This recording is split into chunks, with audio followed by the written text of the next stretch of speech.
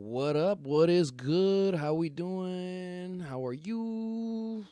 What it is, what it do? This is the Puro Caballero Show, episode 110, coming to you live from Los Angeles, California. You know the fucking Yeah, you know the vibes. fucking vibes. We doing it. It is live on Twitch right now. This will be up on YouTube and wherever you get your podcasts at. Um, Spotify, SoundCloud, fucking Apple Podcast, uh, Google Podcasts, all the above. You know where to find it. You can check the link in the bio. Follow us on Instagram at the Puro Caballero Show. Keep up on any updates, what's going on. And yeah, man, it is Friday, July 8th right now. And I feel like every episode I come out and saying I should have recorded this days ago. But yeah, it's supposed to be kind of like, I guess, a post 4th of July little recap, I guess. When was the last time we touched bases with you guys? It's been a minute. It's been a few weeks. Let me see here. I know we were talking about a lot of the NBA draft that had just happened. So it's been a couple weeks. It's been a little bit. What do I want to know specifically? This is called about not being prepared. All right, it's been a week. It's only been a week. So we ran out of time because we were running our show at Angel Bar, which will be at next Thursday. So we'll talk about that in a second. But yeah, man, we got a lot of other shit that I didn't get a chance to talk to on last episode. Talk a little bit of sports shit, break down some free agency stuff that's happened recently. A lot of drama going on with players reportedly asking for trades and whatnot, and other guys signing extensions and big money deals. So there's some player movement going on in the NBA and and some other action going on in other sports as well. So we'll touch bases on all that stuff. But there's been a lot of other stuff going on in my personal life. I'll say I had a pretty good 4th of July weekend. I don't know about you guys. I got to hang out, go to a couple parties, couple kickbacks, and do the damn thing, I guess. Yeah, we had some people over for the UFC fights. That was cool. That was cool. Shout out to everybody who came through. We had a fun time. Uh, did not make any money on the random bets that I threw in there, but hey, you win some, you lose some. It is what it is. We'll talk about the results as that happen later on in the episode. But yeah, did that. Checked out the homie Evan Warner's party over there. I think it was in Burbank somewhere out there. But that was fun as hell. I had a good ass time. I was getting lit with a lot of comics. Dude, there was like 30, 40 comics that were just came through and just hanging out. So I talked to some people on Monday and they had some FOMO. They're like, man, what the fuck? Why wasn't I there? So yeah, I don't know. I didn't make the guest list, but I don't know if it was just a free for all, just get everybody in that bitch. But yeah, we had a good time. We had a fun time. Um, got turned there, and then on the 4th, had a stream that you guys might have saw. I don't know, may have not, on my rooftop, and that was pretty crazy. That was pretty awesome. I think I was up there for like 6 hours. I still haven't watched the film yet. Been a few days. I like just got over it, the hangover, like yesterday. I feel like it was like the first day I felt kind of normal. It was that shit took a lot out of me, man. I was just up there on the rooftop drinking whiskey, uh, playing music and shit, and then the fireworks started like popping off like crazy. So we're getting into it. Yeah, it was a fun time. I was definitely hammered up there. Oh my god, I legit don't remember how I got down off that roof. Like it gets cloudy towards the end of it. Like legit, and went through and read some of the chat that was like posted up at the end. Um, and then I guess when I rated Because, shout out to Because. uh, yeah, your boy was lit. Oh my god, like it's like slow. Some of it was like slowly piecing back together, but I don't remember taking my equipment down and headed to bed or any of that stuff. So I woke up the next morning all surprised, and I was glad everything was in its rightful place. So I was like, "Ooh, this could have been a lot worse. Could have been a lot worse." Um, yeah, I gotta like traverse this rooftop and take all the equipment down, speaker and everything. Man, it's freaking. Ooh, yeah, it was perplexing the next day, just trying to piece the whole thing together. Like, what the fuck did happen? Did I just crash? Dude, we were hitting that Maker's Mark bottle pretty damn hard. I'm not gonna lie, man. We put that shit down. We put that shit down. Um, Shout out to homie VJ, Spink Kai. He was up there. So homie Allen, he was over there too. Um, Dude, yeah. Got really fucking hammered, man. You know, you had a good 4th of July when you don't remember how the 5th started. So that's what happened to me. Um, had a couple like cuts on my legs and stuff. So I'm just glad that I didn't nothing crazy happen, like I broke a leg or something. um, but yeah, wish nothing but good health for you too. I hope hope you didn't get your hand blown off by no fireworks or anything crazy. Hope you're safe out there. Or the 4th of July stuff happened. I saw Joey Chestnut. He got the victory. What did he got? Like 7 in a row now. I think that's like number 15 on his belt. He put down like 60 something hot dogs and also put down a protester in the process. Um, some scrawny kid who was like protesting, I guess, uh, meat factories or whatever. Yeah, yeah, like put him in a headlock and like knocked him down, and the kid was just like hella flimsy and flail. I saw Joey Chestnut interview. He's just like, yeah, man, the kid was like pretty weak. I could tell because he was probably because he was vegan. You know, he's got no protein in his system. I was like, oh, shots fired. I mean, it's coming from a world champion, eater. I guess so. Like, you're not gonna. I don't think find any moralistic uh, qualms about him for that shit. So yeah, you should know what the fucking deal is. Dumbass kid. What else happened? What else going on? Tackles a pro. Oh yeah, he had a broken foot too, man. He did it all on a broken foot. Um, what a champion! What an American legend. Shout out to Joey Chestnut. Um, friend of mine bet on him not to break his record under 70 hot dogs. I think he got like 63. So yeah, that's a smart bet. That's a very smart one. Good job, Davis. he, he's saying that he's like, yeah, man, yeah, I reason that he's probably not going to be able to put as much as he can because he's still got, you know, he's got an injury, so he's probably not going to want to, try to go super crazy, but he's going to want to win, so he's still going to do that, but he can win, but not break the record. It's like, all right, that's a narrow line there, but he did it. He did it, cashing out. Good job for you. Good job by you. Good job by you. What else is happening? Yeah, hoping everybody's staying safe because there's some crazy shit going on in the streets. I'm sure everybody knows the big headline of shooting that happened in outside of Chicago. I think it was Highland Park, Illinois. I think it was. I want to say initially 6 people they announced had passed, and now I think one other person had passed who has since been was hospitalized. Um, I guess 30 other people were wounded. So it's real tragedy, real sad story. And like the guy who did it, they got him alive, which is another crazy little white kid. Um, he was like a SoundCloud rapper too. Like what the is? I don't know. It's crazy. I think he shot like a lot of the Latinos who were over there. There was a couple Mexican nationals who were like in the parade area right there, but I don't know if he was targeting them individually or specifically for racial reasons, or if it was just he was just spraying the crowd. Because yeah, after I read like a couple things yesterday, but I didn't want to like delve into that particular thing because that's sad and tragic, and it's like another week, another tragedy here in America. That's kind of what's the deal? What's the update for you guys?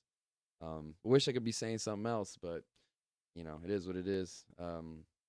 Living here in Los Angeles, I know there was multiple people who were confused because they thought it was Highland Park, LA, because there's a neighborhood out here called that as well. But tragic, man. And we'll see what happens. We'll see. A lot of criticism on like what the Supreme Court's doing right now, considering that they have like a conservative majority. So they've been passing and changing a lot of laws that are kind of, I guess, to that side of the spectrum, and yeah, I think there was something about gun access. I still haven't read into all of those, so I need to do my research myself. But yeah, man, it's crazy time in America right now. We'll see what happens. We'll see what the fuck happens. What else? Crazy deaths, man. I saw this article the other day that I was reading. The founder of Yu-Gi-Oh, uh, guy by the name of Kaazuki Takahashi, was found dead at sea, 300 meters off of Okinawa on the 6th, so 2 days ago. Um, Pretty wild shit. Apparently, they found his body just floating with snorkeling gear, and he had some uh what was it, some wounds to the head and abdomen area, I guess. So they're saying that he was attacked by I guess something in the water. That's what they say. um that seems a little fishy to me, not to be doing a play on words here, but like goddamn, like could have been some foul play there. I don't know, I don't want to assume one thing or the other, but that just yeah, that kind of screams that shit. Bro, similar stuff to what happened with the, what is it, the latest person that, what is it, they say that Clinton hit list or whatever. Same shit where they had they ruled it suicide, but they were like 30 yards away from like any building and had like bullet holes or had gotten shot and had like lacerations to the throat and wrist area or something, like, so didn't really seem like it was probably suicide. But hey, I'm not no investigator. I don't know what I'm doing. I don't know. I ain't nobody. So yeah, man, Yu-Gi-Oh, man, that fucking sucks. The guy was 60 years old. I remember reading that shit, but it's like, I didn't realize how big Yu-Gi-Oh was. It is like the largest card game in the world, apparently, in terms of total sales, which is kind of surprising because I thought Pokemon might have got them, but I guess Pokemon kind of shifted more to the gaming side. So yeah, or crazy, man. Remember the cartoon back in the day. I was a fan of all that kind of anime stuff. Yu-Gi-Oh, Digimon, Pokemon kind of era. But yeah, sad day, man. Um, Speaking of water attacks, there was a couple shark attacks that happened recently in America as well. I saw that there was one that happened in Long Island and one that happened in Florida off the Keys. And um, I know the one that happened in Long Island, luckily the guy was all right and there wasn't too much damage there. But the person in the Florida Keys, apparently they were fighting to save their leg. Apparently they had a chance that they might have to amputate because it was a pretty severe, nasty bite. So be careful out there in the waters, man. It's freaking wild. You don't know what's going on. So wild out there, man. It's wild.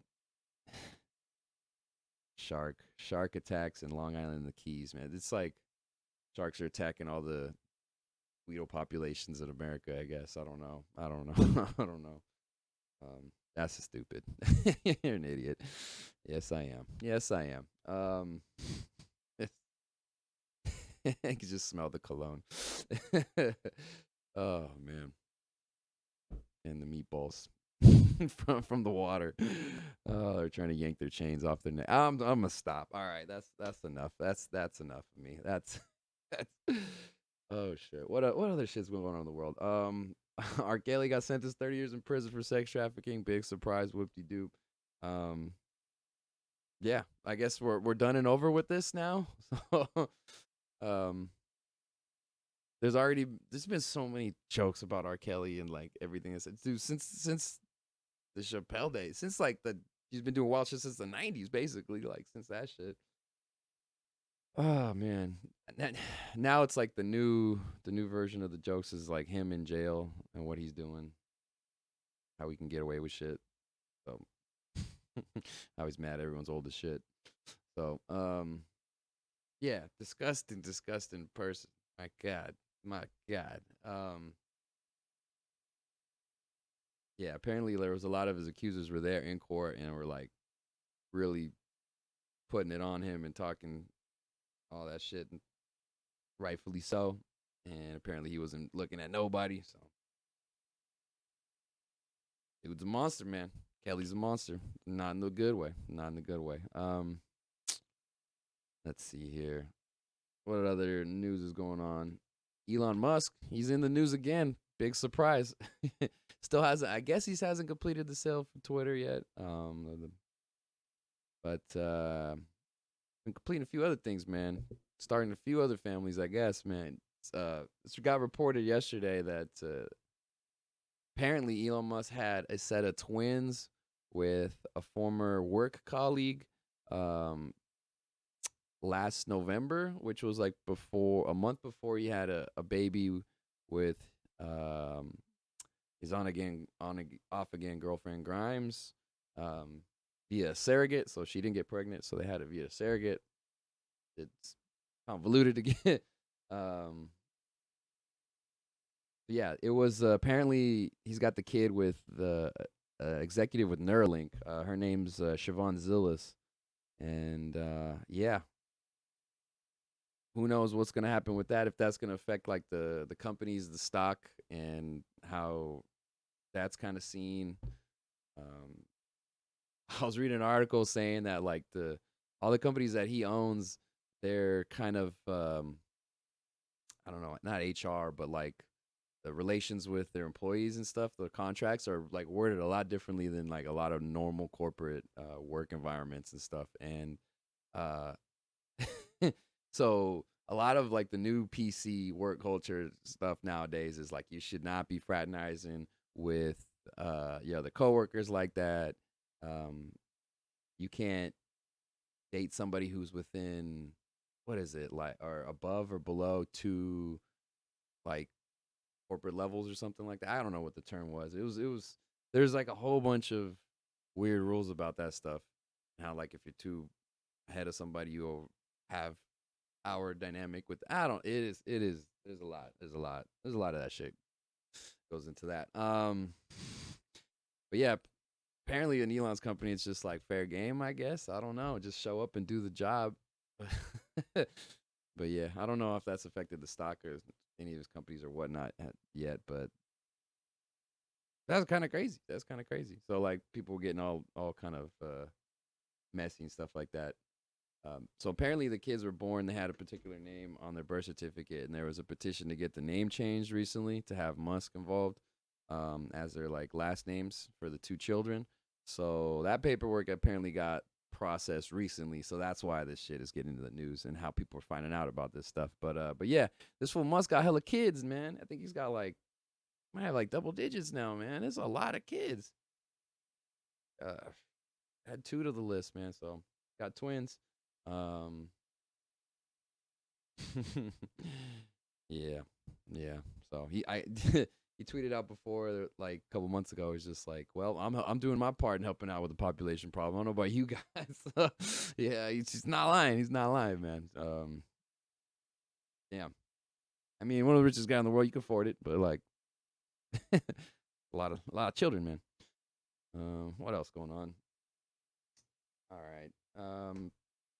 Another wild story. Apparently, there's a hacker claiming they stole uh, data from the Shanghai police. Apparently, this is data on over a billion Chinese citizens. It's ridiculous. It includes police reports going back all the way to 1995. There was some reports that this hacker was trying to sell it for some Bitcoin online. That data. So I don't know. Apparently, it's pretty wild, and I'm pretty sure that people in China are not talking about it, considering the fact that the government does do a good job of controlling the narratives on the media and whatnot.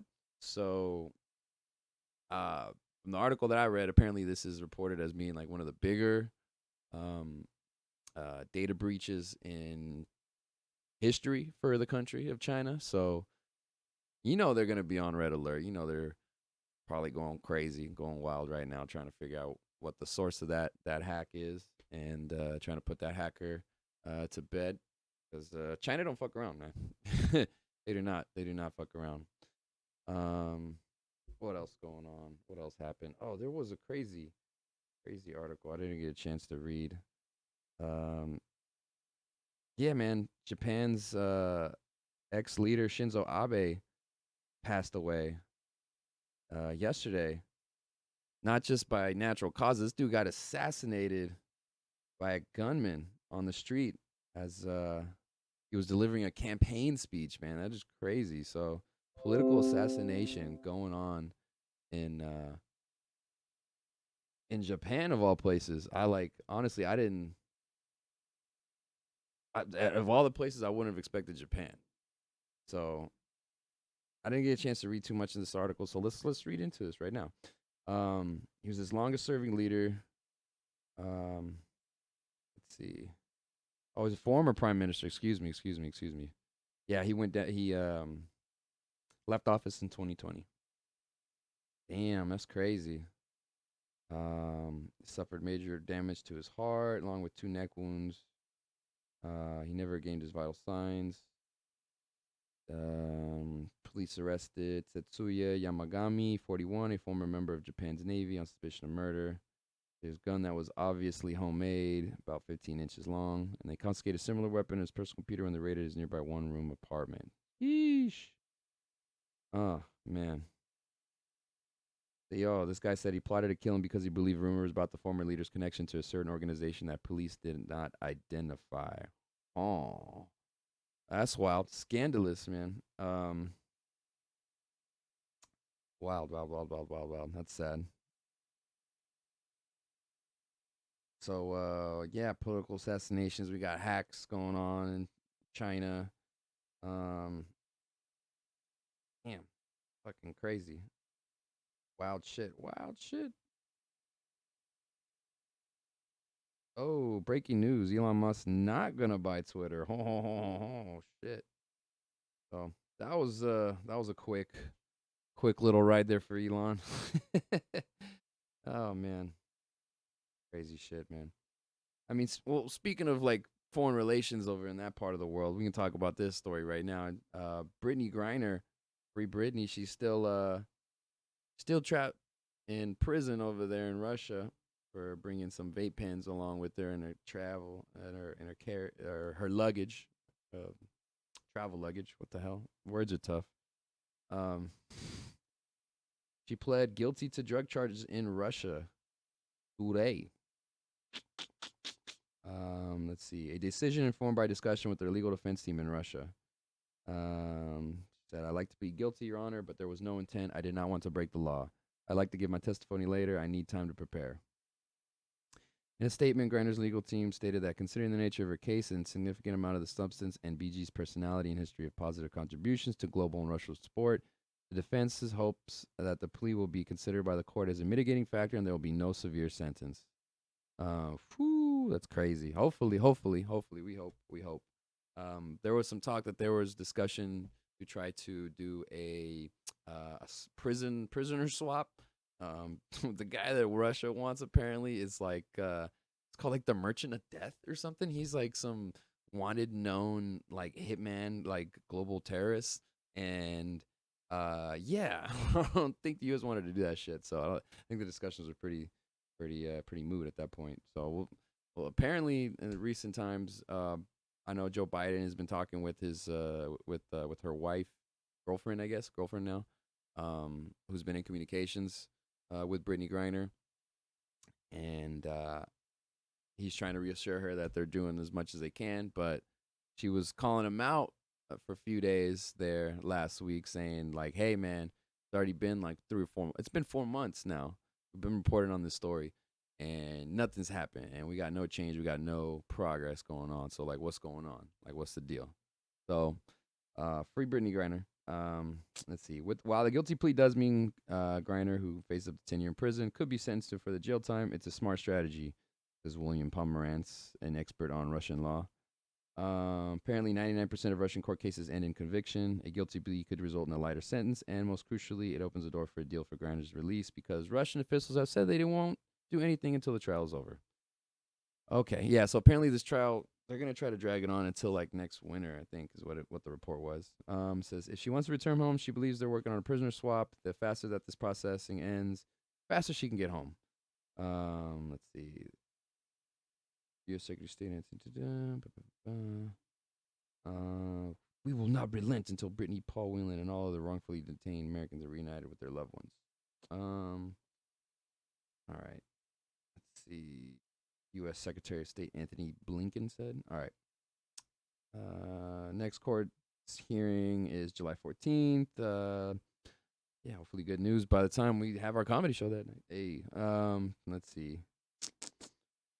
In the U.S., you can plead guilty, and that's the end. You proceed to sentencing after that. Let's see. In Russia, because the system is more formalized, they've got to read the additional evidence into the record. The court has to satisfy itself that the plea is consistent with the evidence. Greiner's legal team expected the trial to conclude at the beginning of August. All right, there you go, August. So, yep. Hopefully she's back by the winter. That's the deal. That's the deal. So, free Brittany Griner. What other crazy news going on here? Go to the back onto U.S. soil. Saw that FDA has banned the sales of all Juul vape pods product in the United States. So all them Juul pod bros, sayonara. I know there's probably gonna be a black market for that shit now. It's gonna be pretty wild. So apparently the company's fighting the decision by the FDA, and this is not, I guess, gonna go into effect until like later in the year, or like I guess if you have inventory at stores right now, that could still be sold. But once that, like, no more can be produced apparently, from what the ruling that I read by the FDA. So we'll see what happens. No more vape smoking, I guess. No more crazy vape clouds. No vape competitions. Like banning all the flavored nicotines and all them products and all that crazy stuff here. Yeah, people. It's like hard to find honey backwoods in certain cities nowadays in California. It's like it's a whole thing, man. You know, them white what is it? Peach Optimos, all that shit. Like, oh man. Wild shit. Turn that off. I was wondering what's going on. Shout out to Discord. Oh shit. Oh, we here. Thought we're malfunctioning. I think we're good. I want to say we're good. Third. All right. Anyway. Yeah, no more Juul pots. No more Juul pots. Any other news before we start talking about sports? James Caan, actor in The Godfather and The Thief, has passed away at the age of 82. My thoughts and prayers to the family. But man, that guy was a legendary actor. That dude was Sonny Corleone in The Godfather. Man, that was a great role. Great couple films there. First and second one, yeah, greatest of all time. They're in the discussion for sure. Yeah, he was an elf too. I remember that. Yeah, he played man, R.I.P. James Caan. Son of Jewish immigrants from Germany, and grew up in Queens, and then went to Michigan State University, played college football. Boom, and then started acting after that, and the rest is history. R.I.P. to James Caan. Man, the myth, the legend. That's sad news. What else? Riveting stuff here. Okay.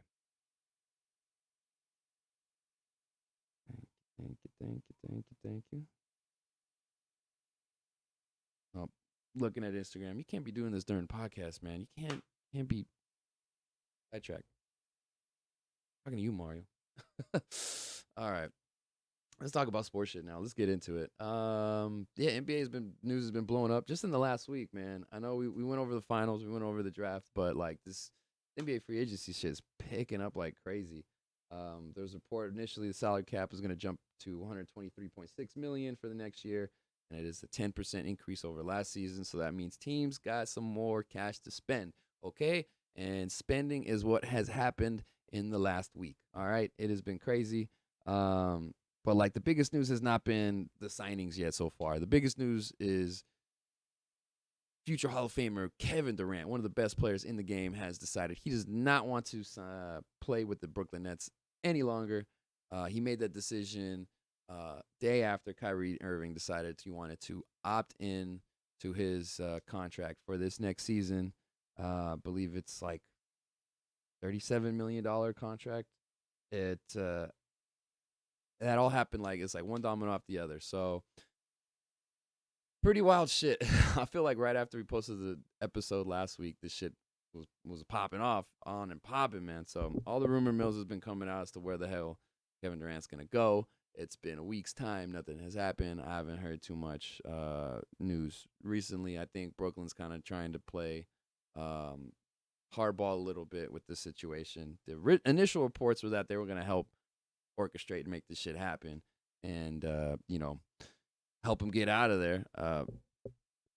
Man, they gave him the keys to the whole franchise to basically go and get the players that he wants, the coaches that he wants, and they did that. And look at where they're at now. So that shit has like gone up in flames so quickly from having him and Kyrie there, the Harden whole experience, losing them. Now they got Ben Simmons and who knows what for next season. So yeah, well, apparently every team known to man is called the the Nets to see what they're thinking, and they want some blue chip prospects and a lot of picks. So there's not as many teams who are going to um, be able to provide that and still have a team that's competitive enough to win a championship or at least compete for one.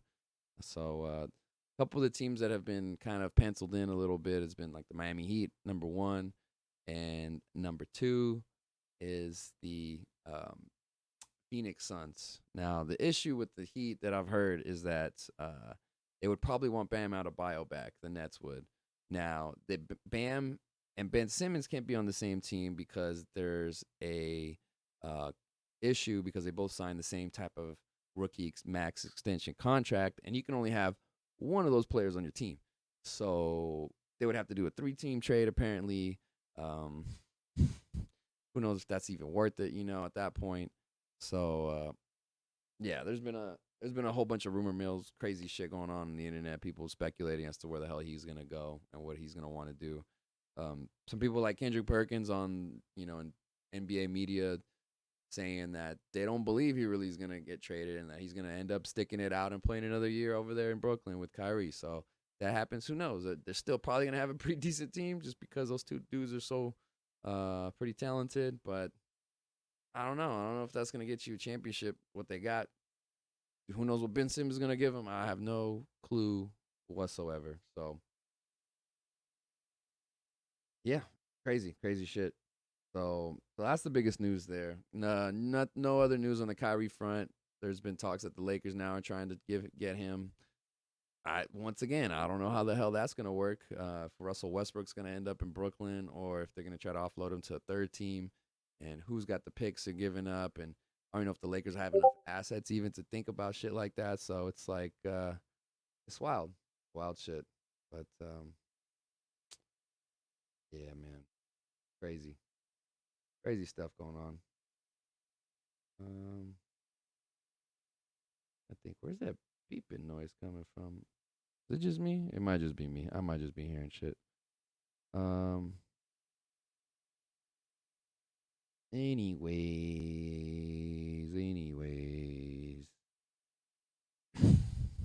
Yeah, man. Kyrie was spotted the other day over here in LA at the Sparks game. I think it was last night. So who knows? Is there gonna be more tampering issues gonna be involved? But the Lakers are already talking to him already when they shouldn't.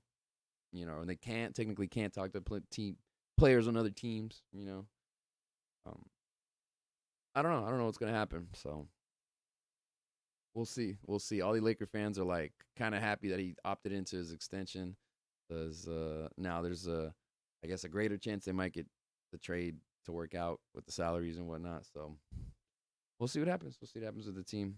But yeah, crazy shit. Crazy shit. Other NBA superstar news: James Harden.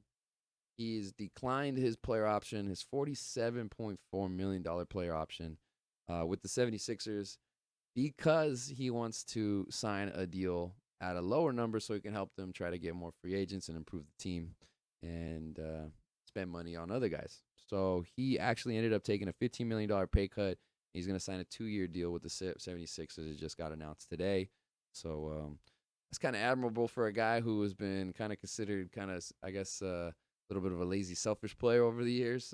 Is that going to translate to wins on the court? I don't know. But really still going to be a problem next year. They got some new guys we'll talk about a little later. But, yeah, man. So little roster flexibility, taking not really a hometown discount, but a little discount there to help the team out. I mean, the man made shit ton of money over in Houston, and I don't think he's hurting. Pockets aren't hurting too bad. So to each their own, man. To each their own. I wouldn't blame him if he just opted in to his shit too. But yeah, I think he really is now kind of thinking about the end of his career. Like, man, I only got a couple years of like being at the top left, so I can't mess these up, man. I gotta help my team where I can. So yeah, Harden taking a team friendly deal. Somebody who's not, I guess, taking the most team friendly deal, Bradley Beal. He's getting he's declining his $36 million option to become a free agent, and he's reportedly going to re-sign on a new deal that is going to be for 5 years, $245 million. 5 years, $245 million. That is 5 years, $245 million for Bradley Beal. Hell of a player, but man, that's a lot of money. So like, get your money, man. That's about the highest highs what you can get right now in the NBA, man. So, that's like a lot of money, man.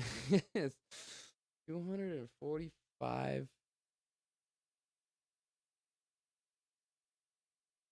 That's a lot. It's 5 years. We'll see if he gets to the end of it. 248. Oh man, it's almost. It's like 49 mil a season. Not a bad gig if you can get it, man. Congrats, man. Big congrats to Bradley Beal. You earned it. You made it. So yeah, he's staying with the Wizards. We'll see how their season goes next year. A lot of people questioning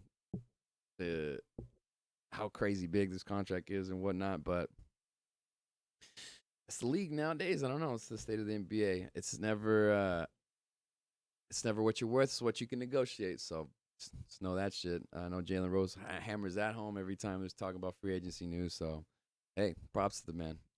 Props to his agent too. He's getting a fat cut of that too. So there you go. What else going down? We got some trades to announce. Let's see. Spurs trade DeJounte Murray to the Hawks for Danilo Gallinari, first round picks in 23, 25, 27, and a pick swap in 2026. That is 4 picks. And Danilo for DeJounte. Whew, that's a lot. That's a lot for DeJounte. He was a nice player. We'll see how he fits next to Trae Young. Defensively, he's really, really good. He's a menace out there. Offensively, he does a good job being a lead guard. We'll see what he does. See if he can play off, or if they can, tag team a little bit.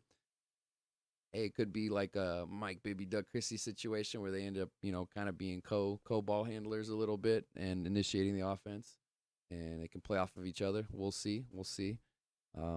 But yeah, hell of a talent, hell of a boatload of picks there for San Antonio. So we'll see who ends up winning that trade in 7 years from now. So yeah, DeJounte Murray going to Atlanta, going to the A. See, Nuggets trade Will Barton, Monty Morris to the Wizards for Kendrick Caldwell Pope and Ish Smith. So I think this was like a cost-cutting move, if I want to say. Will Barton and Monty Morris. We'll see what happens. KCP, very solid vet. He's still going to be out there on the wing for the Nuggets. We'll see how he fits in next to Jokic and the boys over there. Jazz trade Royce O'Neal to the Nets for a 2023 first-round pick. And a trade exception used from the Harden trade was used by Brooklyn, so they'll just absorb the contract there. Yeah, Utah, they're retooling, they're changing over their roster. We'll see what ends up happening. But they got themselves a first rounder for Royce O'Neal. That's not the worst trade in the world there, considering they don't know what the hell's going to happen with the Nets this next season. So, um,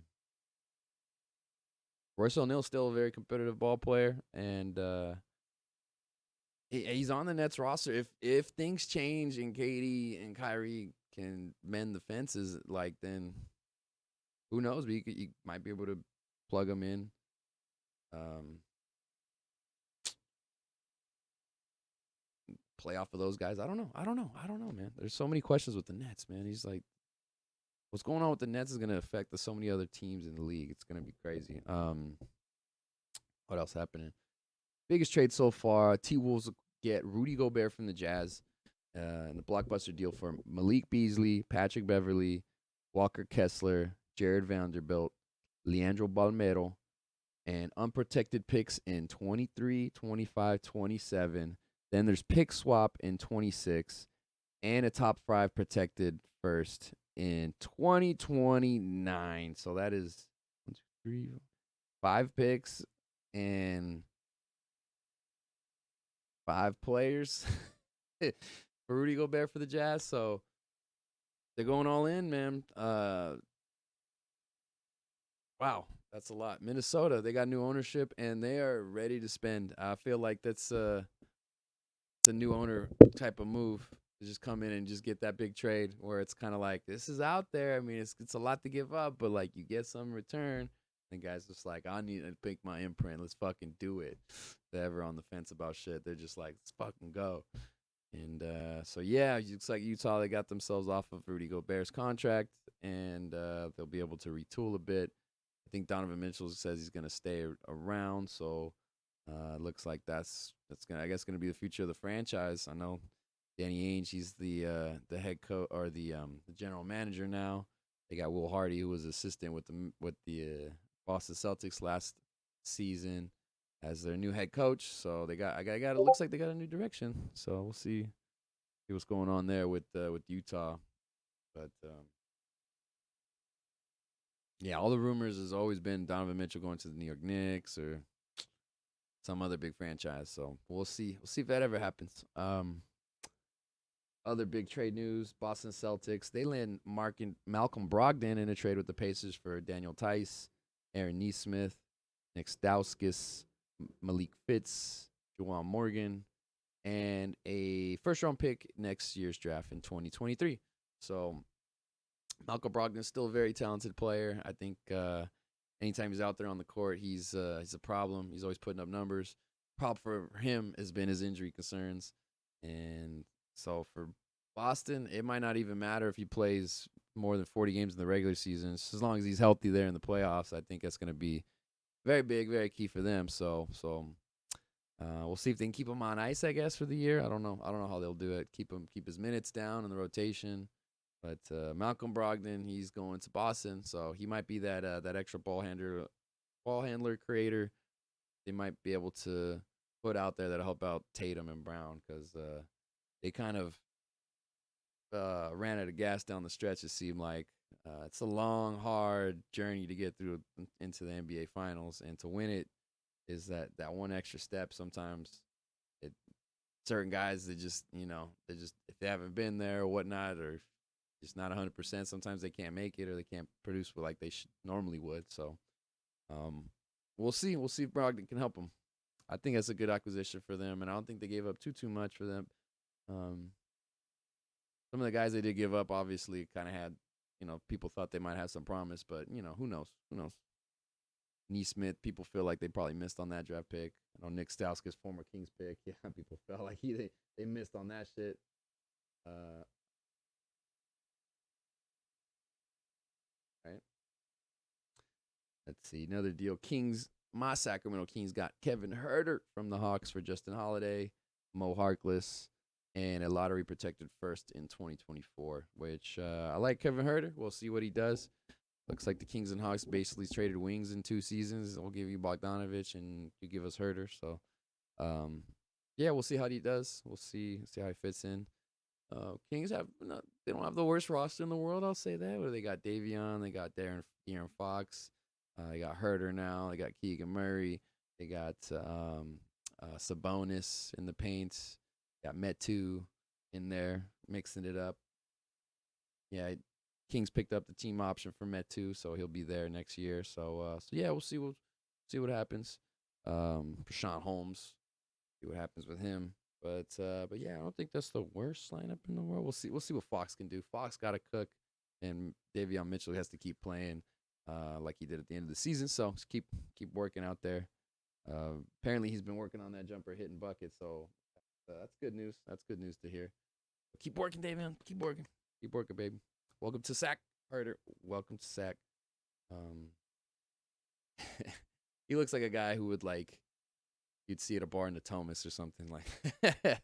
So yeah, welcome to Sac. Let me see here. What else? All right, so let's go to the free agency. Here's the deals that have been signed so far. This is quite a bit. This is a lot. This is a long list. You don't see it, but it's a long fucking list. So we're gonna roll right through these, okay? Nikola Jokic, two-time MVP. He's got an NBA record 5-year, $270 million supermax extension with the Nuggets. Damn, son, where'd you find this? 270. Woo-wee. That's a lot of money. Wizards, as I mentioned, they give him to a 5-year, $251 million contract. I think I said 248 prior. 251's final number. Devin Booker gets the 4-year, $224 supermax extension with the Suns. Karl Anthony Towns agrees to a 4-year, $224 million maximum extension with the T-Wolves. John Morant gets a max rookie extension worth $193 million for 5 years, up to $231 million if he makes an All-NBA team. Zion Williamson, the often injured power forward down in New Orleans, is close to signing a rookie max extension with the Pelicans, which would be for 5 years, $231. Same deal that Morant would be available to him. I think there's some caveats though with the injury concerns that he's had. I think they might put some performance-related clauses in that bitch. That would be the smart thing to do. But hey, we'll see. We'll see what they negotiate. Let's see. Cleveland Cavs and Darius Garland, they agreed on a 5-year, $193 million rookie max extension. Same thing for him. It can go up to 231 if he makes an All-NBA teams in one of those seasons. And that is actually the largest contract in Cleveland Cavaliers history. So congratulations there. Congratulations. It looks like LeBron, he didn't make as much there because he was always working on those short-term deals and with the player options and all that stuff. And then also inflation. So, yeah, there you go. There you go, Darius Garland. What else? Zach LaVine, he's staying with the Bulls on a 5-year, $215 million max deal. So we'll see what the Bullies can do. If they're healthier in the playoffs this year, maybe they'll do better. Who knows? They're kind of a surprise team this last season. Shout out to my man Way Funk. He was very excited that they were doing well. So we'll see what happens. Dame Lillard, he just finalized a 2-year, $122 million extension with the Portland Trailblazers, which it was in question. Things were in the air. It was kind of weird.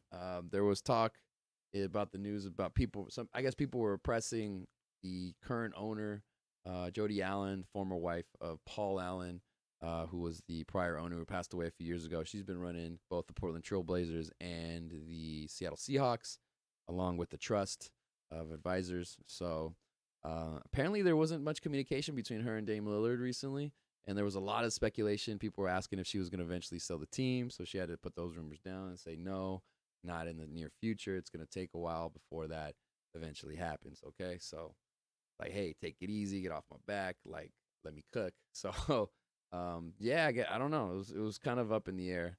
It seemed like every indication that Portland wanted to keep him around. Seemed like he was comfortable being up there in Portland, but yeah, they just got Jeremy Grant in the offseason, and we'll see what else they could do.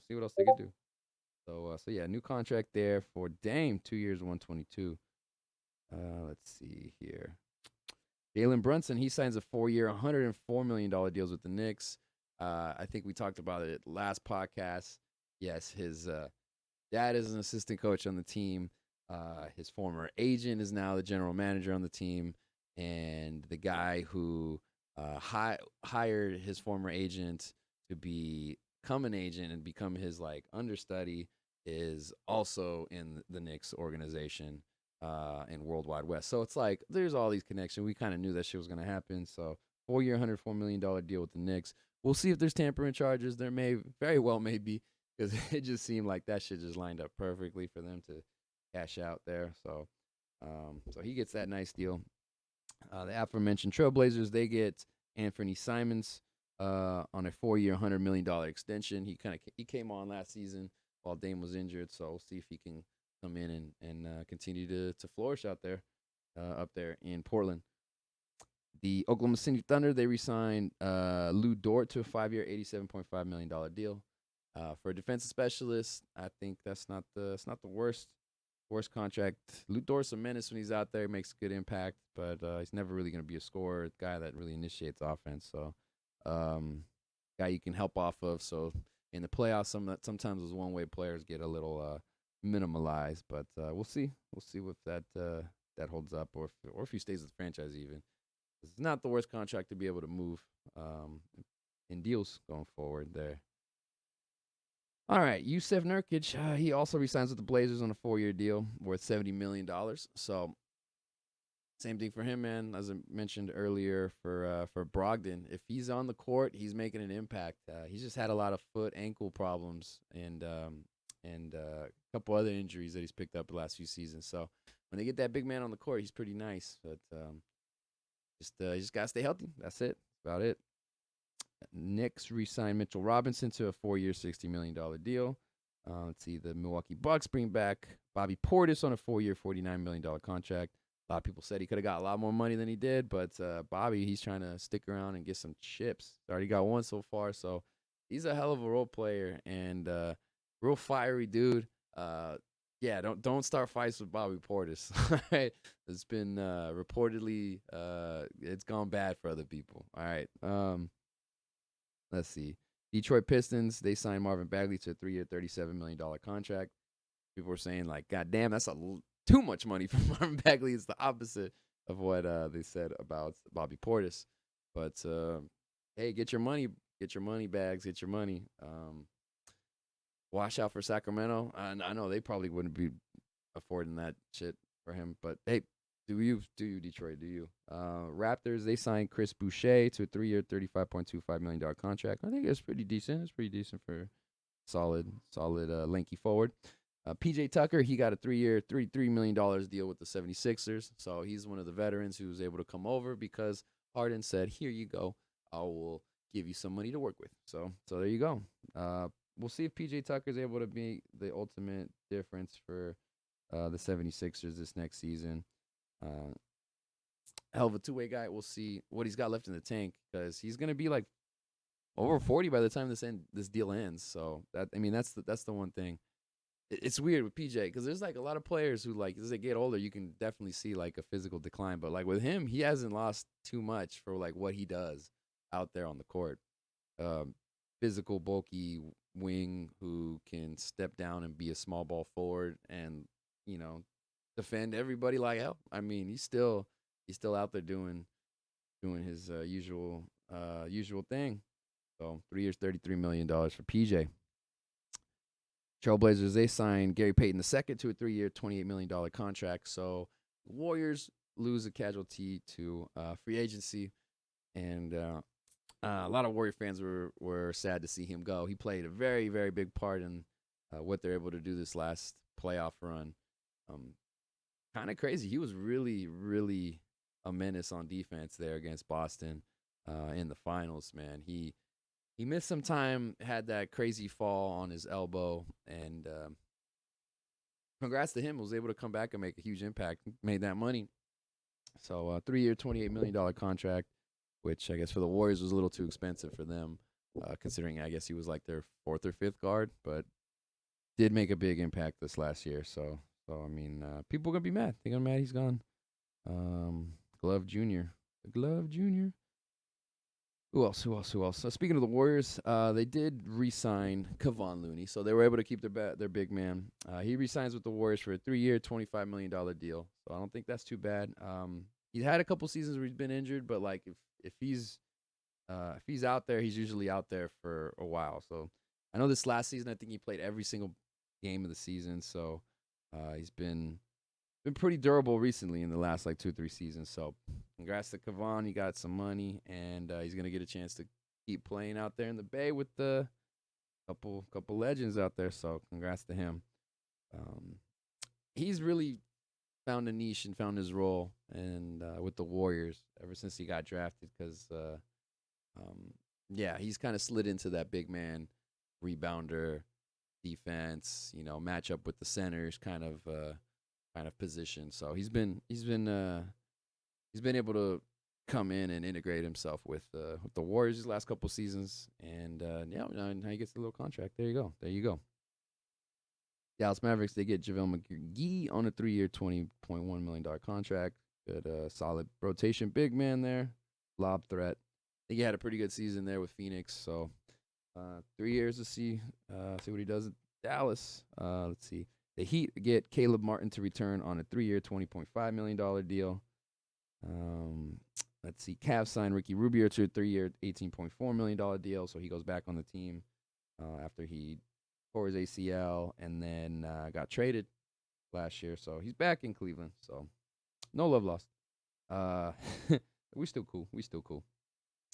The Clippers sign Amir Coffey to a 3-year, $11 million deal. Grizzlies signed Tyus Jones, 2-year, $30 million. Magic signed Gary Harris, 2-year, $66. Clippers get Nick Batum, 2-year, $22. That's not bad. Batum, man, salty veteran, still doing it. Magic signed Mo Bamba to a 2-year, $21 million contract. All right, prove it, Mo. I had this discussion on a stream the other day. It's like, man, out of all the players that have like a dope song that's named after them, I think Mo Bamba might have been the one who hasn't lived up to the hype the most. I don't know, man. See what he does in this short-term deal. Let's see. Nets sign Nick Claxton to a 2-year, $20 million contract, so he returns to the team. Malik Monk joins Sacramento on a 2-year, $19 million deal. I don't mind that. I like Malik. He had a good resurgent year with the Lakers last season, so I got to watch one of those Laker games. He still got some bunnies in him, man. The dude could jump. So he put up some decent numbers. But we'll see what happens up in Sacramento. Welcome up to Sac there. T-Wolves get Kyle Anderson, formerly of Memphis, to a 2-year, $18 million contract. So, yeah, T-Wolves and the Grizzlies were getting into this last playoffs, and now he switched the sides. He's on over to Minnesota.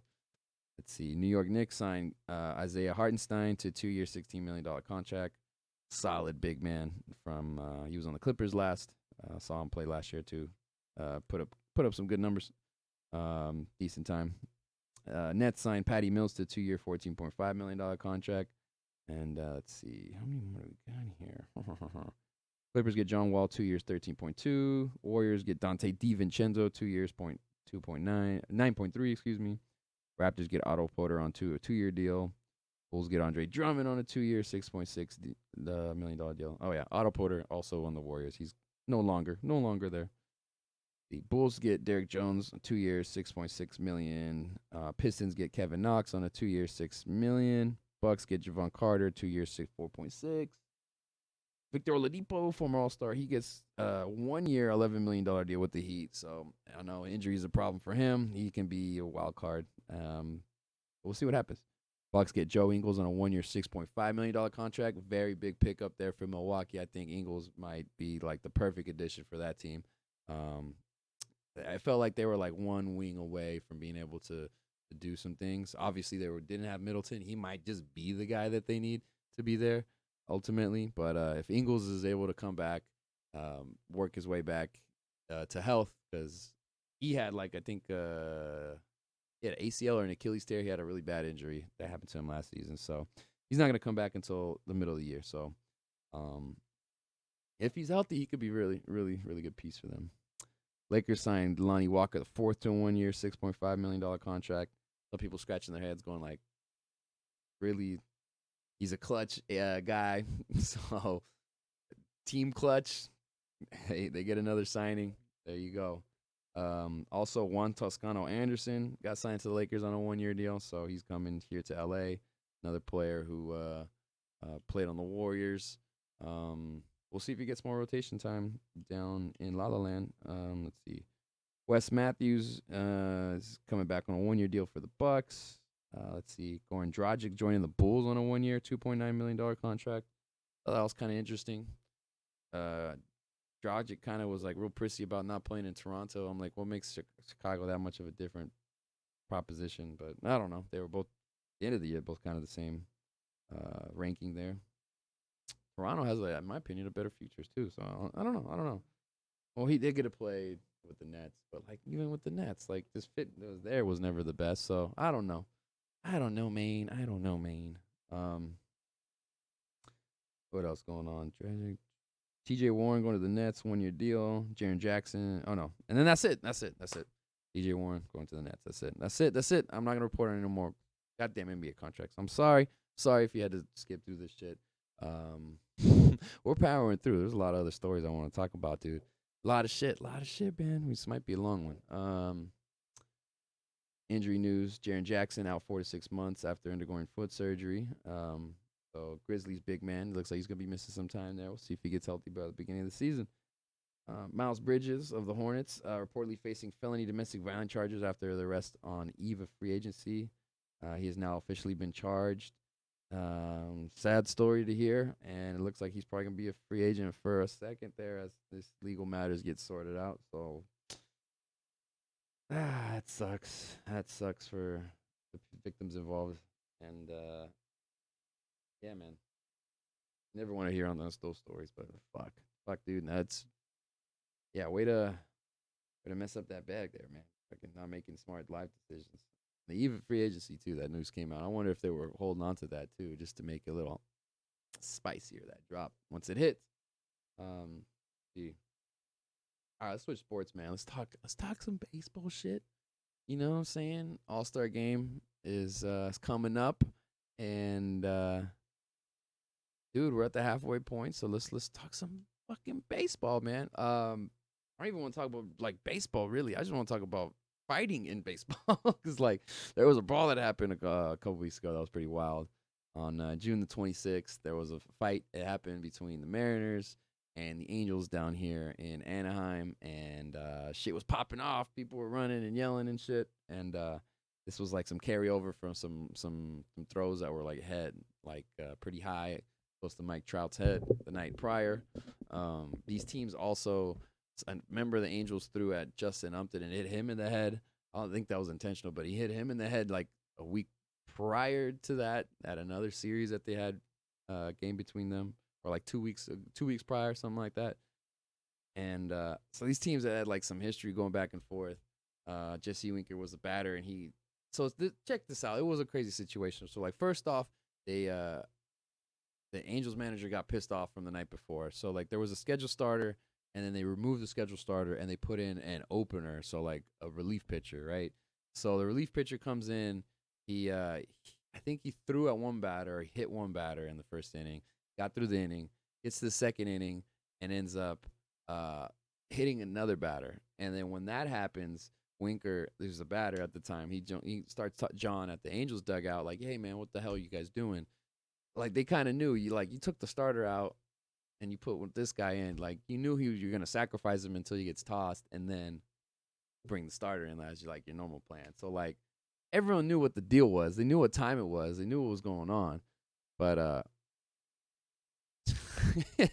Angels had to defend their guys, so they all run out and they start yelling and screaming, and it's like dugout on dugout, and there's like a brawl that happens like kind of behind home plate area, kind of towards like the Angel side on the third base side.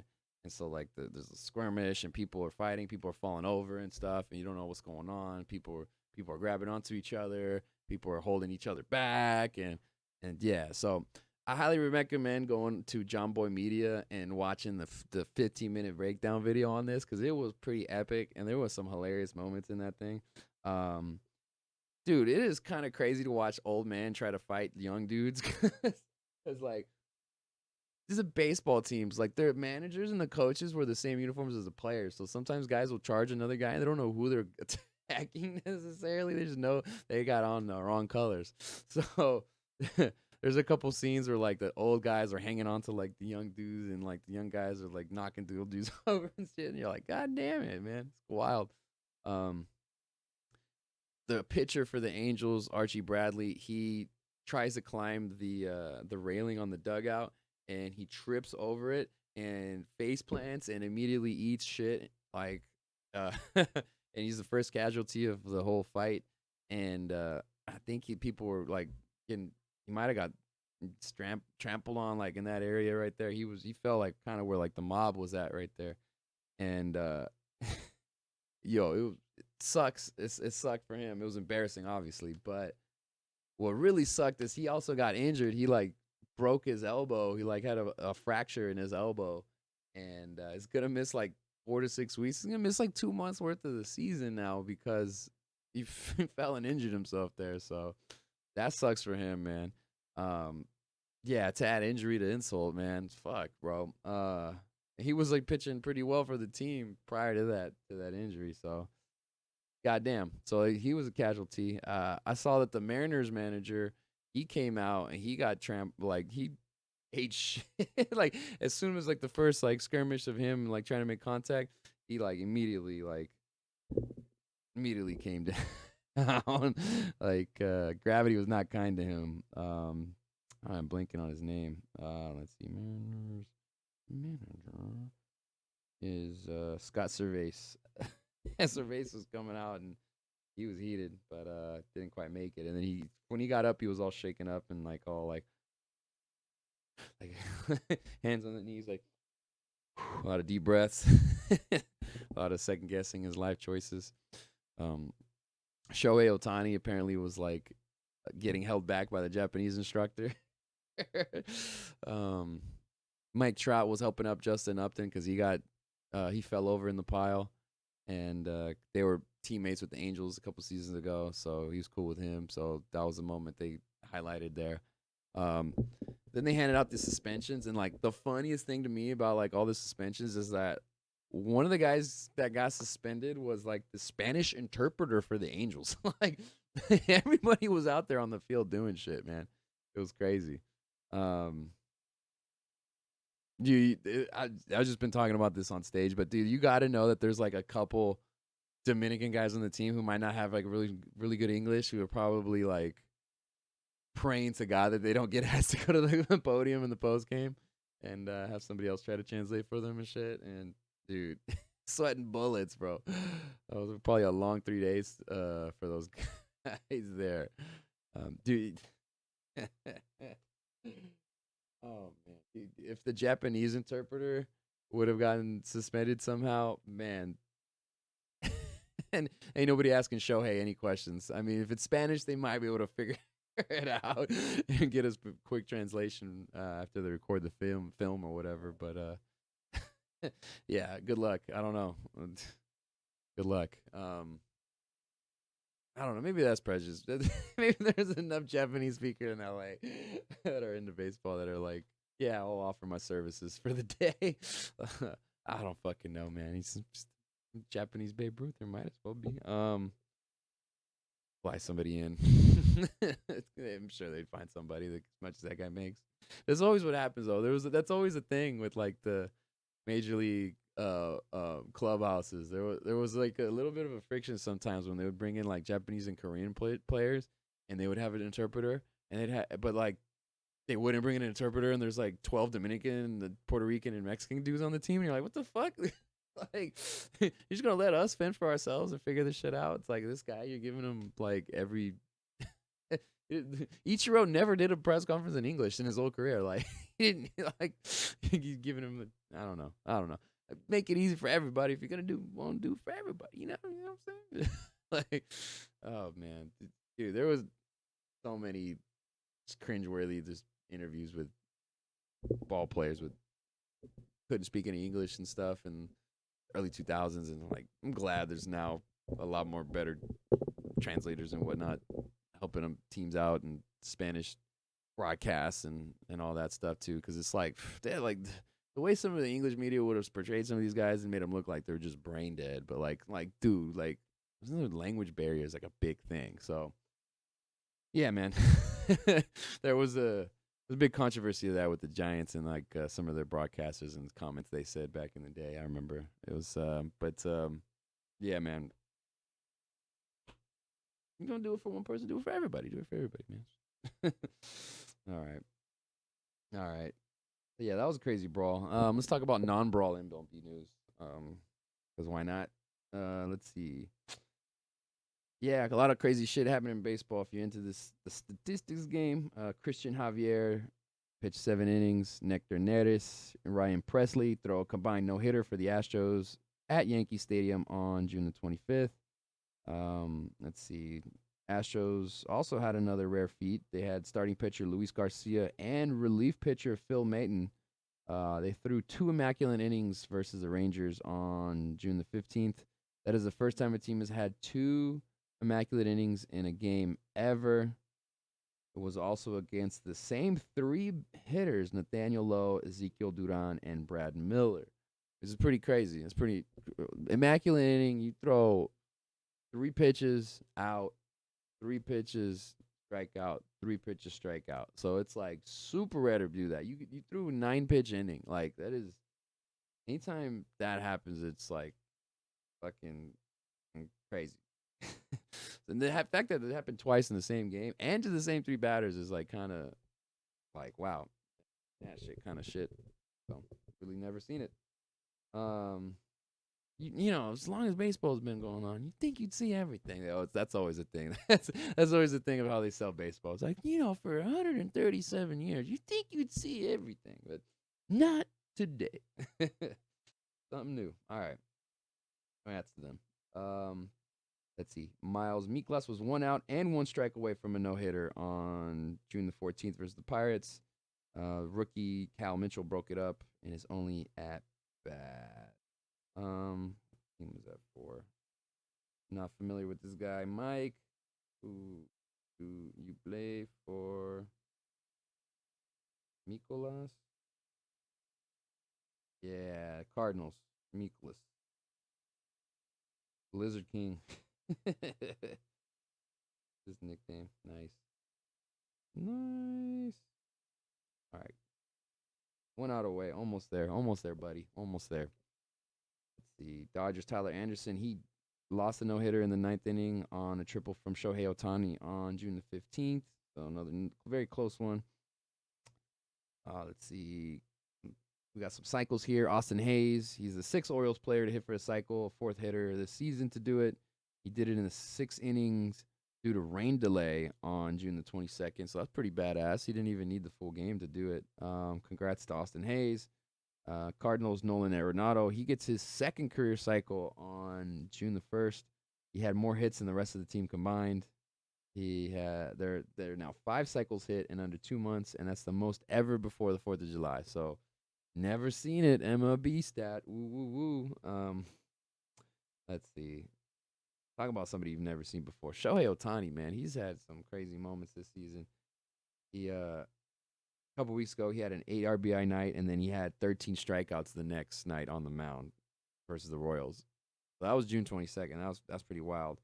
I saw a stat that happened recently. He has his last 4 starts. He hasn't allowed an earned run. Like, bruh, like over 4 complete, like not complete starts, complete games, but like he had no earned runs. I think it was like 7 innings pitched and like 10 plus strikeouts in 4 games in a row. So it was some wild stats that he's doing. Like his ERA just dropped like a full run over the last 4 go rounds on the mound. So yeah, that dude is a beast. I know he made the All-Star team today. I'll go over the lineups there. I know Jock Peterson made it there for the Giants. Couple other news and notes.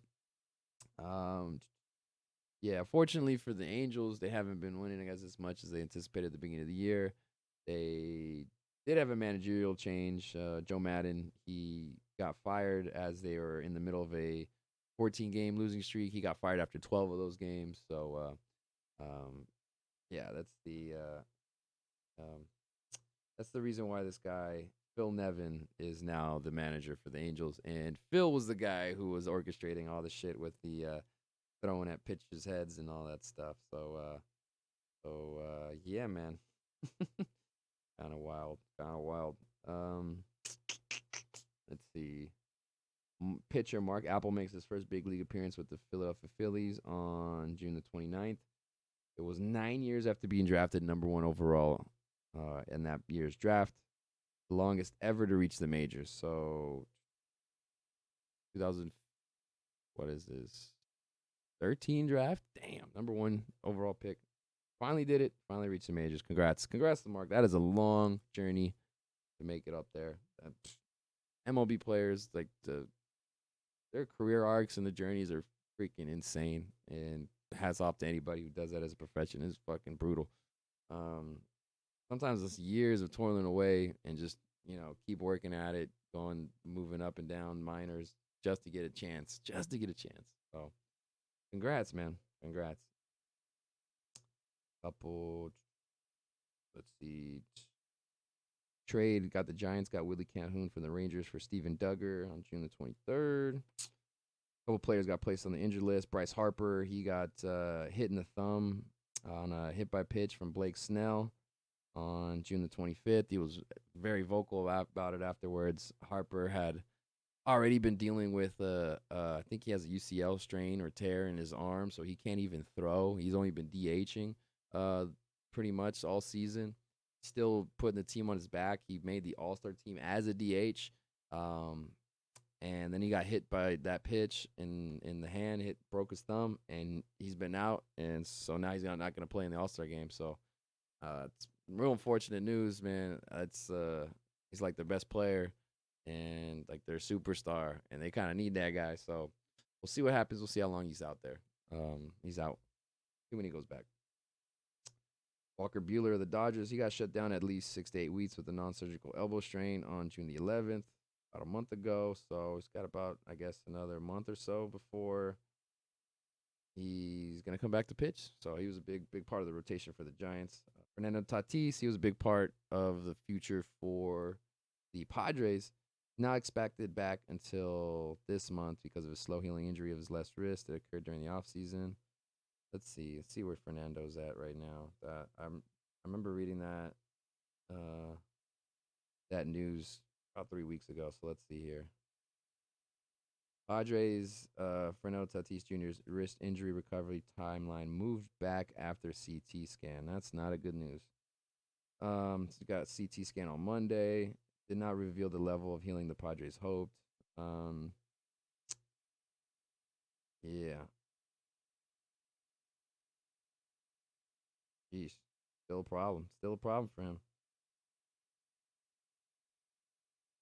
Hell of a player when he's out there, so I don't know if he's gonna make it back this year or not. That doesn't sound too good for him. So yeah, all right. Well, looks like Machado is gonna be leading the way there for the Padres. They're still having a pretty decent season here. Let's see. Braves, Ozzy Albies, he's on the 60-day injured list as of June 13th with the fractured left foot. So I think he's got another little over a month left on that before he can come back. This is one of the guys who was in the brawl. This guy, freaking Anthony Rendon. He underwent season-ending wrist surgery, and this is now 3 seasons with the Angels. He hasn't appeared in over 60 games in either of them. So he was always hurt, man. It's wild shit. So he's doing his thing. He was in the fight. He was involved in the brawl, dude. He had like the cast over his wrist for the surgery, and a player came at him, and he just like put his hand right in his face, just like that, and was attacking him with his left hand to try to protect this broken wrist. It's like, what are you doing out there, bro? Freaking crazy. He had surgery the day before that shit happened. It was kind of wild. Giants pitcher Anthony DeScalfani's having season-ending ankle surgery on July 12th. Giants claimed Yermin Mercedes off the waivers from the White Sox. He was celebrating that. Just got integrated to the team recently, so I know he's been playing.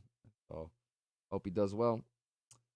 Yankees and Aaron Judge, they avoid arbitration hearing with a $19 million deal for this particular season. So it's still a question mark as to what's going to happen for the future, if he's going to sign and have that big contract with the Yankees. So best of luck. Best of luck. Um, Juan Soto, he turned down the Nats' second mega offer. Apparently, this offer was exceeding $350 million. I think it was like a 9-year deal. So this is a massive number. I know that there's like some question marks in like how the team's gonna be managed. Apparently, the team might be up for sale at some time in the near future. So it's interesting that Soto's turning that deal down. I mean, god damn, how much does he want? That's so much money. I understand it's over a lot of years, but like, I don't know. Guys back in the day, they would take the years over like the year per year number of what you can make. But I don't know. Some guys are a little bit more bold with taking shorter length contracts and figuring it out from there. So we'll see what happens. Some off the field news here for baseball. Oakland police are investigating celebratory gunfire at the A's game on July 4th. Apparently, 4 fans were hit by bullet fragments in the ballpark. I think there was like some people just shooting guns in the neighborhood and nearby, and people went to get shot and hit in the Coliseum, man. So like that's crazy. That's wild too because like nobody been coming to the games all year, man. I know it was 4th of July; they had a bigger attendance, but like that's still, dude, that's fucking crazy. You want to discourage fans to keep coming to the ballpark? You have them show up and get fucking bullet wounds, dude. Like that is the most Oakland shit of all time, bro. Like come to the ballpark, you see a game, you see fireworks, and then there's other fireworks. Like what the fuck, bro? Crazy, crazy. You dodging tags? No, we dodging bullets out here, bro. Like, what the hell's happening? Ah, shit. I mean, there was a team called the Colt 45, so I'm thinking, hey, maybe appropriate there. But fuck, bro, fuck. Apparently they're okay. Apparently everyone's all right, so that's good news. So like, I don't have to report anything more tragic. No more shootings. No more fucking shootings going on, man. Every time we're here, we saying T's and P's, man. Crazy, man.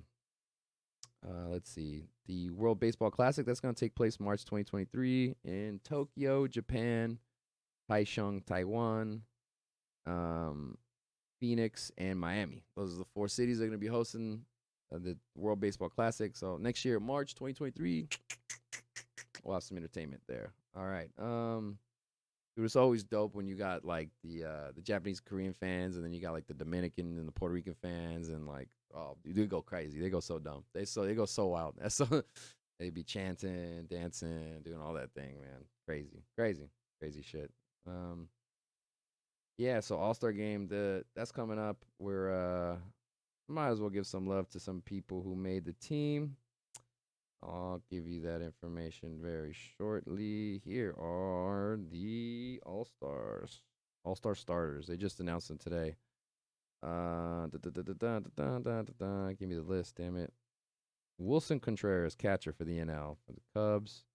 Alejandro Kirk for the Toronto Blue Jays at first.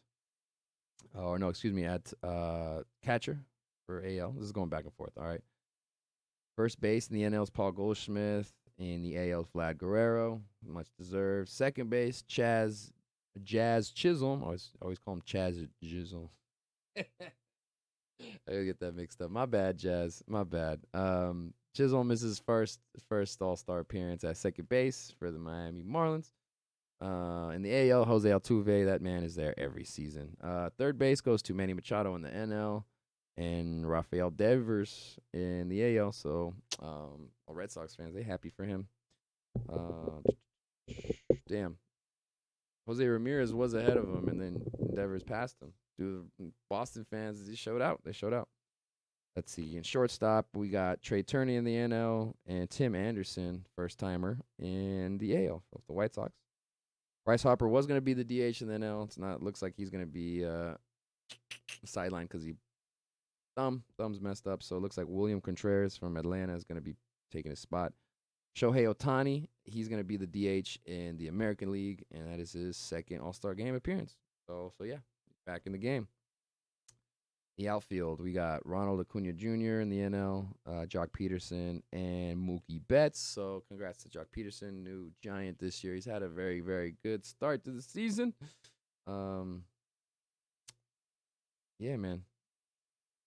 He's the first Giants outfielder to win an All-Star fan election since Melky Cabrera in 2012, so it's been a while. Yeah, he's got 17 homers this year so far. 72 games. That's not bad. That's not bad. I like it. I like it. I like it. Mookie, obviously Mookie's ridiculous. Let's see. AL outfielders Aaron Judge, Mike Trout, and Giancarlo Stanton. So you got 2 Yankees in there and in Judge. So they'll announce everybody else later. But yeah, that's what we got so far. So yeah, Giants got one in there. That's fucking dope. That's fucking dope. What else? What else we talking about? I think that's all the baseball news we got to talk about. We're gonna change gears. Got some NFL offseason news and notes. It never stops at the league. It never fucking stops. I guess semi related. Kind of cool story here. Philadelphia wide receiver Devon Allen. He ran the 3rd fastest 110-meter hurdles ever in recorded history. He had a time of 12.84. So yeah, this is a track guy who last played football at Oregon in 2016. He's on the Eagles now, and boy can run. Homie is also white, so he was he's making some waves on the internet when the results came in. That this dude had the 3rd fastest time of all time, dude. That dude can book it, and so shout out to Devin Allen for a crazy good performance there. I think that was in like some Olympic qualifiers or nationals or something. I can't remember what the hell it was. Man can run, man can fly. Let's see if he can catch football. Let's see what else happening. Got some more contract news going down. Rams getting Cooper Kupp a 3-year extension worth $80 million, 75 guaranteed. Highest ever for a wide receiver, I might add. He'll earn $110 million over the next 5 years because that is a 3-year extension on top of what the money he's already making there. So looks like he's going to be staying in LA for the time being. Another wide receiver, Commanders, Terry McLaurin. Scary Terry. He's got a 3-year extension worth up to $71 million. $28 million signing bonus is the largest ever for a wide receiver. So congrats, Terry. Let's see. Steelers gave Minkah Fitzpatrick a record 4-year extension worth $18.4 per season. He's now the highest paid safety in league history. That is, if he makes all of his money, 18.4 times 4. So that's $73.6 million if he plays it out the contract. So hope you make it there, Minkah. Raiders re-sign Hunter Renfrow to a 2-year deal reportedly for $32 million. So has $16 million a year for Hunter Renfrow. Bruh, congrats, dog. Congrats. You fucking earned it. Was he 3rd, 4th round pick who's just a scrappy little white dude who just is crazy good at running routes and has good in the hands. And that's what you need. And that's what he's gotten. So he's been producing. So what do they call him? The slot machine. So keep doing your shit, Renfrow. 3rd and Renfrow. Let's go. Let's see. There's reports that the Raiders might be, and the Vikings are interested in Ndamukong Suh. I wonder, has he signed anywhere? Let's check it out. Ndamukong Suh.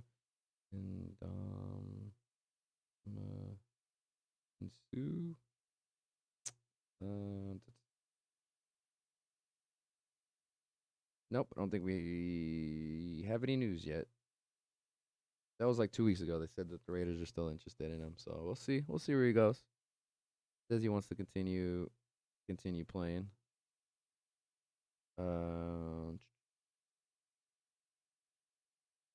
Whatever.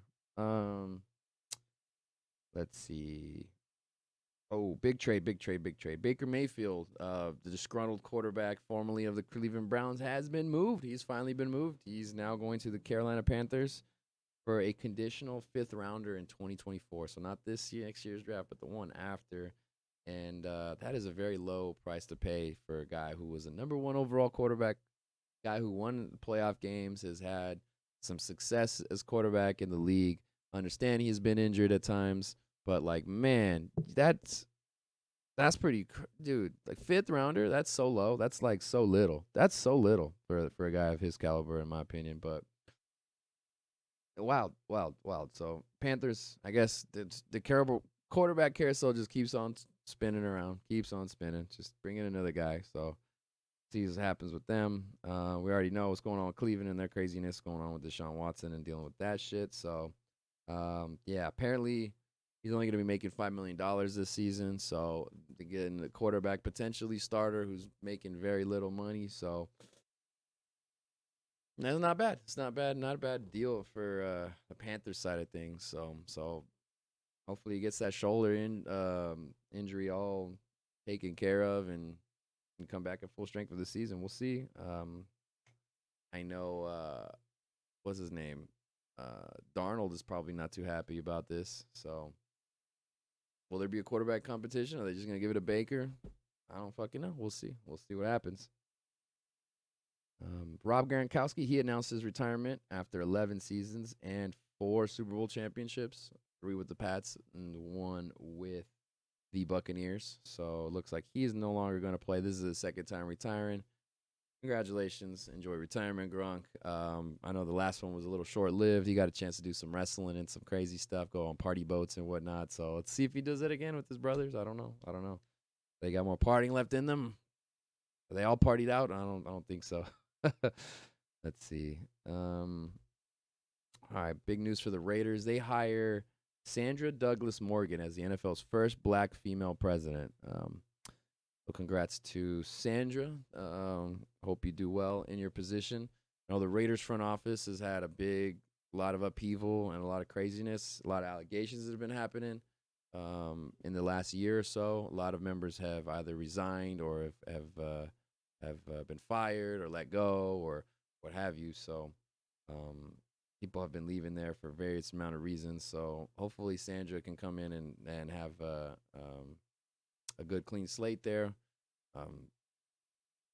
She prior to joining the Raiders, she was the chairwoman of the Nevada Gaming Control Board and was also the vice chair of the LA Super Bowl hosting committee. So I'm assuming that they had some contact and some interaction, exposure to her throughout the discussions with bringing the team in, and then also bringing the Super Bowl to Vegas next season. So yeah, we'll see how that goes, man. We'll see how that goes. It's been crazy, a lot of craziness since the Gruden era has ended there for the Raiders, man.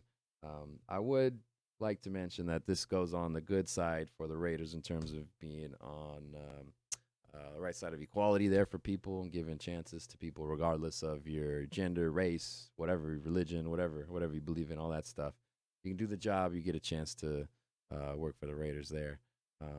You do it at to excellence, I guess. I don't know. It hasn't always been great. Recently. I know.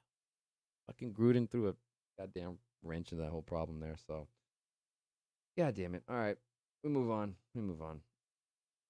Looks like the Broncos are finally gonna be sold here to the Walton Penner family. They're buying the franchise for a reported $4.65 billion. Now that is the Walton family from Walmart fame. So they got Walmart money, got them the Broncos, man. Crazy. $4.65 billion is a new record for any professional franchise in U.S. history. Damn, son, where'd you find this? Fucking wild. That is so much money, man. Yeah, the Broncos there. I mean, they got a new quarterback. You got a new owner. I mean, they got to be feeling pretty good about themselves. I hope they and still do poorly this season, but you never know. That's just me being biased and being a Raider fan. So, like, you know what team you're repping. You know the fucking vibes. Of course. Let's see. What are the news we got? Got some wild news in NFL. Saints Marcus Davenport, defensive lineman, has part of his left pinky amputated. He broke a plate from prior surgery that had gotten infected. He first heard it his junior year in college in 2016, and apparently it was giving him problems, so he dislocated part of his pinky, man. That's some like legendary NFL type shit to do. Like that's pretty wild. I know the most legendary story about that is with oh my gosh, why am I blanking? Ronnie Lott for the Niners. Badass dude. So apparently he had broken his pinky, and they told him like you can get surgery on it and you'll miss some games and it'll take a few months to heal. or you can just have it amputated and you can just go out and play the next week. Yeah, he was like, I'm fucking playing. And so, uh, yeah, they amputated part of his finger, and that's what he did. And so, hey, props to the guy that put his team above his own health, man. That's crazy.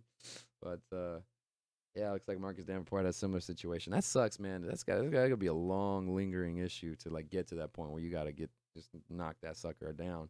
Um, oh man, that must have been so painful because I know he always had that shit just taped up all the time, like with this glove. Um, yeah, wild shit.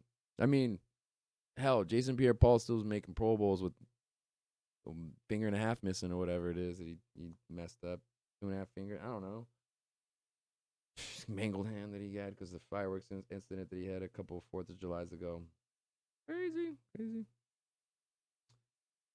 All right, some unfortunate news. As I mentioned before, craziness with the Deshaun Watson situation. Looks like there's a report that he had saw at least 66 different massage therapists over a 17-month period from the fall of 2019 to the spring of 2021 in the Houston area. I don't think that was just exclusive to Houston, but like, yo, that is a lot. This is like he's like habitually trying to get touched up and shit. Get these massage therapists give him happy endings, man. That is, yo, man. That is like repeated foul behavior, and that's some wild shit, bro. Fucking Deshaun Watson, man. Like, yeah, as a Cleveland, if you're a Cleveland Brown fan, you gotta be feeling like made a deal with the devil a little bit to like. As every detail that comes out with this stuff, you're like, damn, this guy's a fucking piece of shit that is just amazing at football. And you're just trying to put your head down and not listen to this shit until football season happens, and then you can kind of ignore it. But it's just like, fuck, dude, that's intense, man. That's a lot. There was a report that he had settled 20 of his 24 lawsuits that he had alleged for his alleging sexual misconduct. His attorney announced that on June 2nd.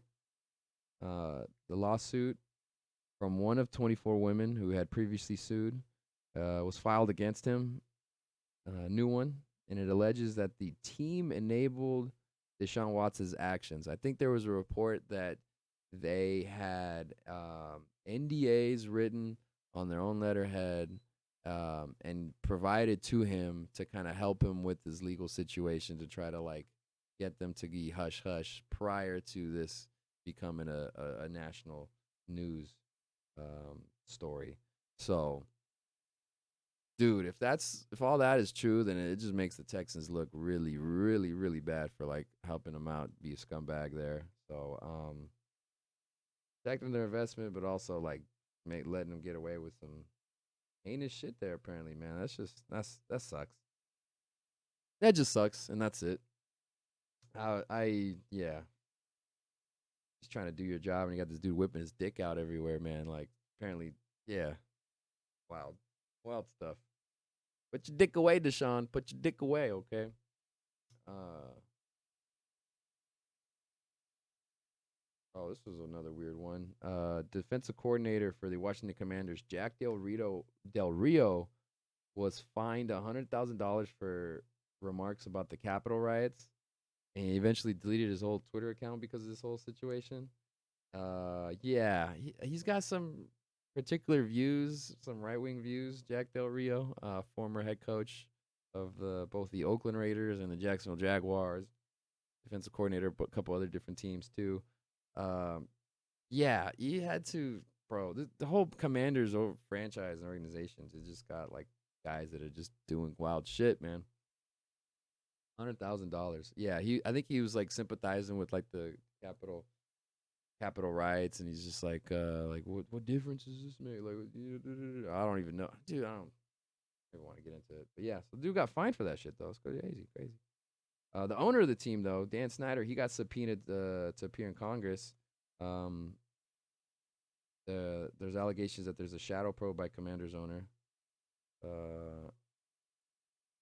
Like because they're doing self investigations into the team, and they're not necessarily releasing all the information. So, dude, like Congress is like trying to figure out like what the fuck's the deal because he's creating an unsafe work environment. He's got like crazy There's bad. There's legal practices that were brought up, allegations that he didn't necessarily pay the right amount of taxes or like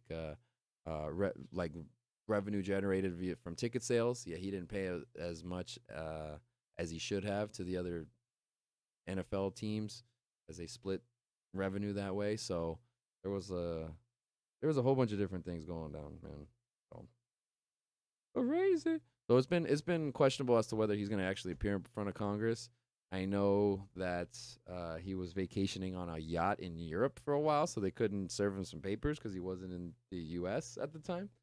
Um, I think he said that he would, but who the fuck knows at this point? It's been a few days, and we still don't got any news or any movement on that story. So,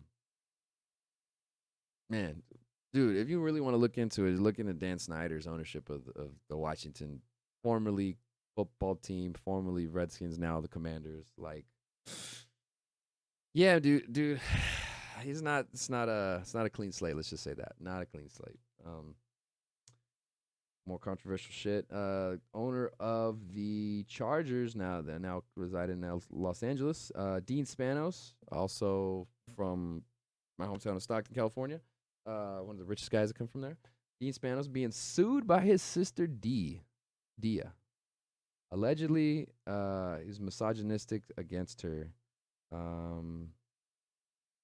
Yeah. Let me see. Let me see what the details are on this one. Dean Spanos.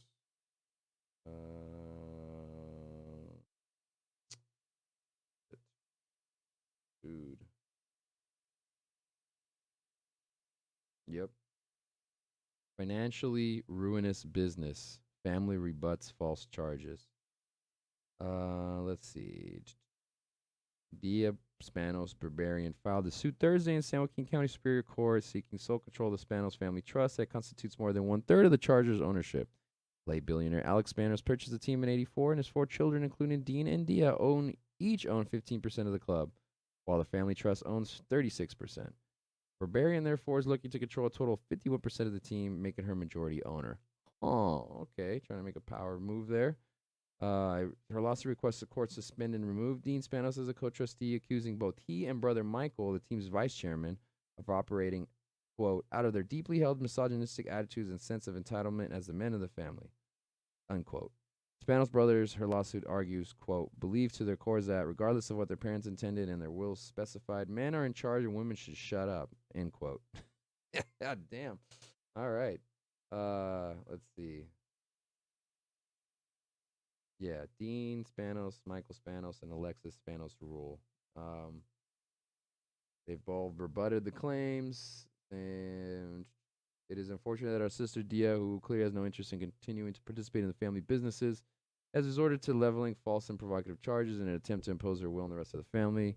3 of us and our children, representing more than 70% of the business, 75% of the business, and its ownership of the business, stand united in support of our parents and grandparents' wishes, including as to the continued ownership and operation of the Chargers. uh, yeah. Looks like, yeah. So Spanos family dudes, there's like Stockton royalty out there. The played against some of them in high school. Some of the younger ones.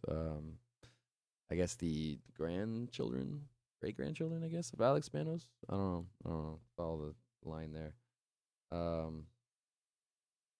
Anyway, yeah. So it doesn't sound like she's gonna win that shit, but like they're suing the fuck out of him. So he might be fucking misogynistic, but I don't think he's gonna give up ownership. That's just my snap judgment. Since I went to law school and I'm a scholarly person, I don't know. Don't believe anything I say. All right. Dallas Cowboys are getting backlash for launching a partnership with the controversial pro-gun Black Rifle Coffee. I saw this happen recently, a couple of days ago. In the wake of a shooting of like a ton of mass shootings, obviously what happened in the state of Texas itself, Uvalde, people are like going off like, yo, what the fuck? You're partnering with a coffee brand that has like flavors of coffees that are like super aggressive, like hardcore macho, like pro gun hellet like type shit. So Yeah, I mean their own private business. They can do whatever the fuck they want to, and they can support whatever the hell they want to as well. Um, and they're like a huge coffee brand in like the sponsorship game because I know they sponsor a ton of or at least in the past they sponsor a ton of podcasts. I've seen their ads pop up in a lot of different places, so they have a big presence online. Um, yeah, it can be very controversial considering that you just had a shooting like this last weekend in the Chicago area. So it's like, I don't know, man. I don't know. People on Twitter are pissed off. Some people were like, "Well, what the fuck, man? They're veteran owned. Well, you don't like supporting veterans and the military and all this shit too." So now it's like, people just bitching everywhere. You know how it is. The internet. Like right here, me fucking bitching all the time. Let's see what else happening. Some more news stories. We got some changes on the broadcasting booth next year. Looks like Drew Brees is not returning for NBC's NFL or Notre Dame coverage, and Jason Garrett, former coach, offensive coordinator for the Giants and the Dallas Cowboys, or head coach of the Dallas Cowboys, looks like he's going to replace Drew Brees on the NBC NFL broadcast.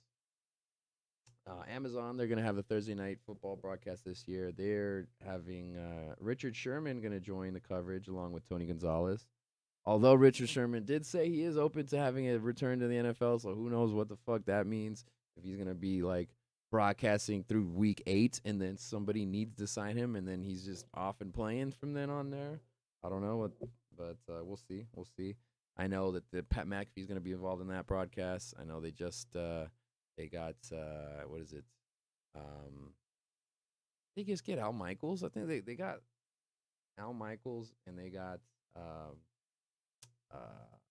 what's his name from college football announcer, Herb Street. Does that sound right? Yeah, Amazon paying some money, getting some talent. Some unfortunate news. Got a report here. A couple deaths in the football world. Jalen Ferguson of the Baltimore Ravens. He passed away at the age of 26 on June the 21st. And the very next day, we had ex NFL player played on the Colts and the Ravens. D tackle Tony Siragusa. He passed away at the age of 55 on June the 22nd. So may both of them rest in peace. Also had Marlon Briscoe, who was the first black starting quarterback in the American Football League in the AFL. He passed away at the age of 76. He's a pioneer. He played for the Denver Broncos. He started 5 games for them in 1968. He later did become a Pro Bowl wide receiver for Buffalo and Miami, and he was a part of the undefeated team in 1972 as a wide receiver. So, it was very, very troubling times to be a black quarterback, or it was very difficult. A lot of times they would force these really talented quarterbacks to go play another position, or they would just kind of be blackballed out of the league. And so Briscoe, he made that decision. To become a Pro Bowl wide receiver after you've been a quarterback at another position, that's pretty impressive. It doesn't matter what era you play in. So, like, RIP to the aforementioned players there. We got some shakeup in college football. I don't really talk college football that often, but, like, this is huge, crazy big news. USC and UCLA were planning to leave the Pac-12, and they're going to join the Big Ten, which is in the Midwest of the country. And that conference is going to have 2 teams in LA because money. That's basically it. It's kind of a response to Oklahoma and Texas leaving the Big 12, which is in kind of the Southwest area, to join the SEC. As a result, Big 12 is going to bring in BYU, Cincinnati, Houston, and UCF. So, I mean, the UCF, like, the other schools make sense. UCF, though, like, that's so far away. But, so the Big 12, there are talks to add up to 6 possible teams from the Pac-12. There's a report that a merger might happen here now. I don't know. There is also Pac-12 and ACC discussing possibly having a partnership deal where they can, like, kind of have, like, conferences where they play each other. It's so out of whack. It's so crazy what's going on in college football. Like, it doesn't none of this shit makes sense. It doesn't make any sense whatsoever. All this money All these teams just hopping ship and just going everywhere. All these conferences are signing like new deals, new TV rights deals, and yeah, they're looking for that money, that paycheck, man. It's crazy. But like in a few years, USC, if they make the Rose Bowl, they're gonna make it as a Big Ten team. That doesn't make much sense at all. It doesn't. It really doesn't, man. All right. Well, that's enough football news. That's as I mentioned, college football. We're making it brief. We're making it brief here. As we're coming up on a couple hours, we got a few more things to discuss. Let's talk about world soccer. Let's do it. The football world. Um, biggest news in my life, I'll say Mohamed Salah signs a new contract to stay at Liverpool on July 1st. He's going to earn a club record £350,000 a week. Not a bad gig. Definitely well earned, and I believe he'll be able to end his career as a legend for the Liverpool squad. Man, but yeah, he's gonna stay around a bit. That's good. That's good news. Liverpool, they're still adding youngsters to the squad though. They got Darwin Nunez from Benfica for a potential club record fee. Looks like it's gonna be 75 million euros, 64 million pounds up front, with about 25 million euros, 21 million pounds in bonuses potentially coming. Breaks the previous transfer record of 75 million pounds for Virgil van Dijk in 2018. So there you go. There we are. There we are. As we have players come in, some players have to, of course, depart.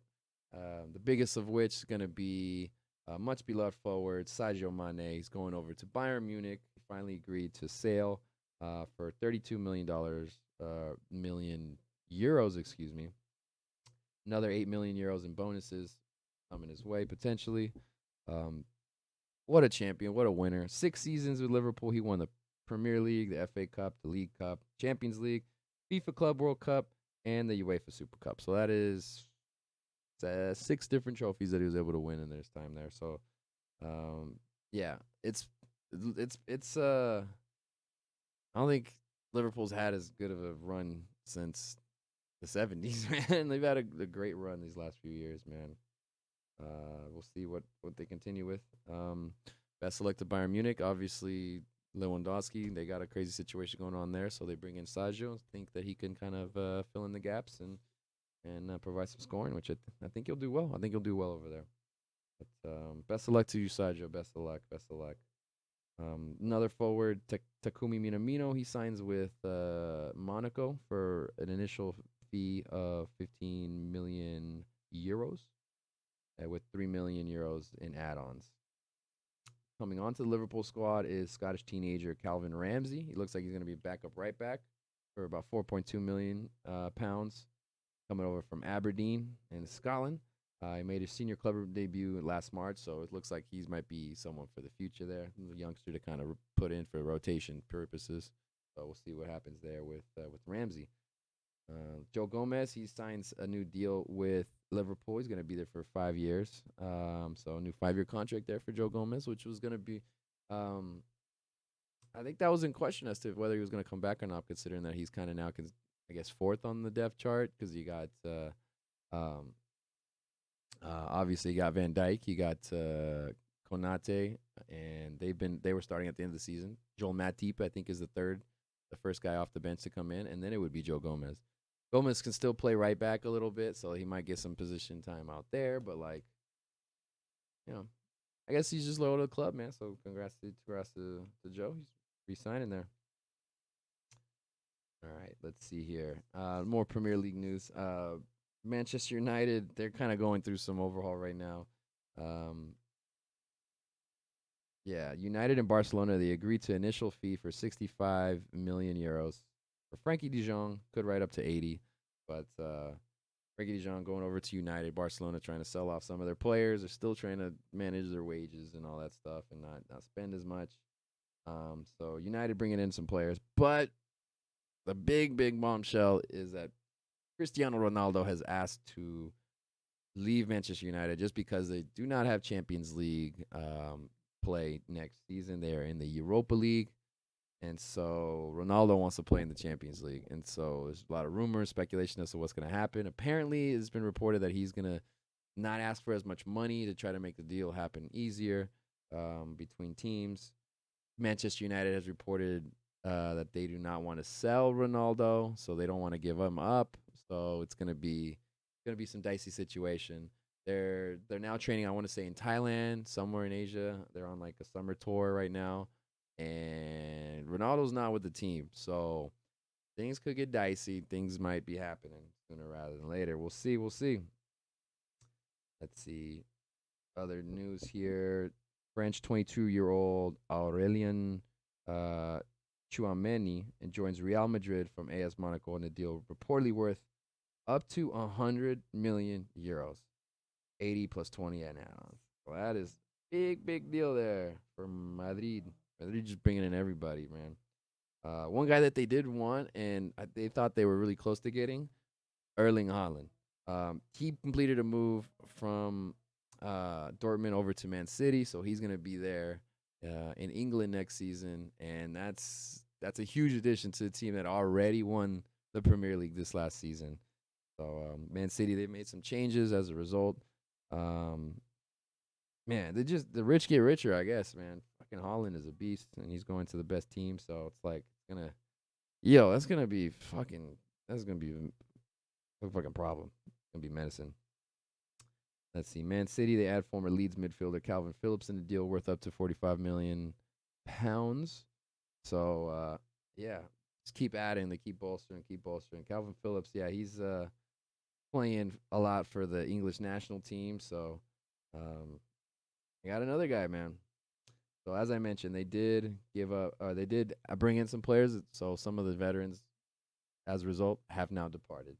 And that includes Gabriel Jesus. He reached a deal with Arsenal to join their team. Looks like it's going to be worth $45 million pounds. Currencies, man, getting to me. All right.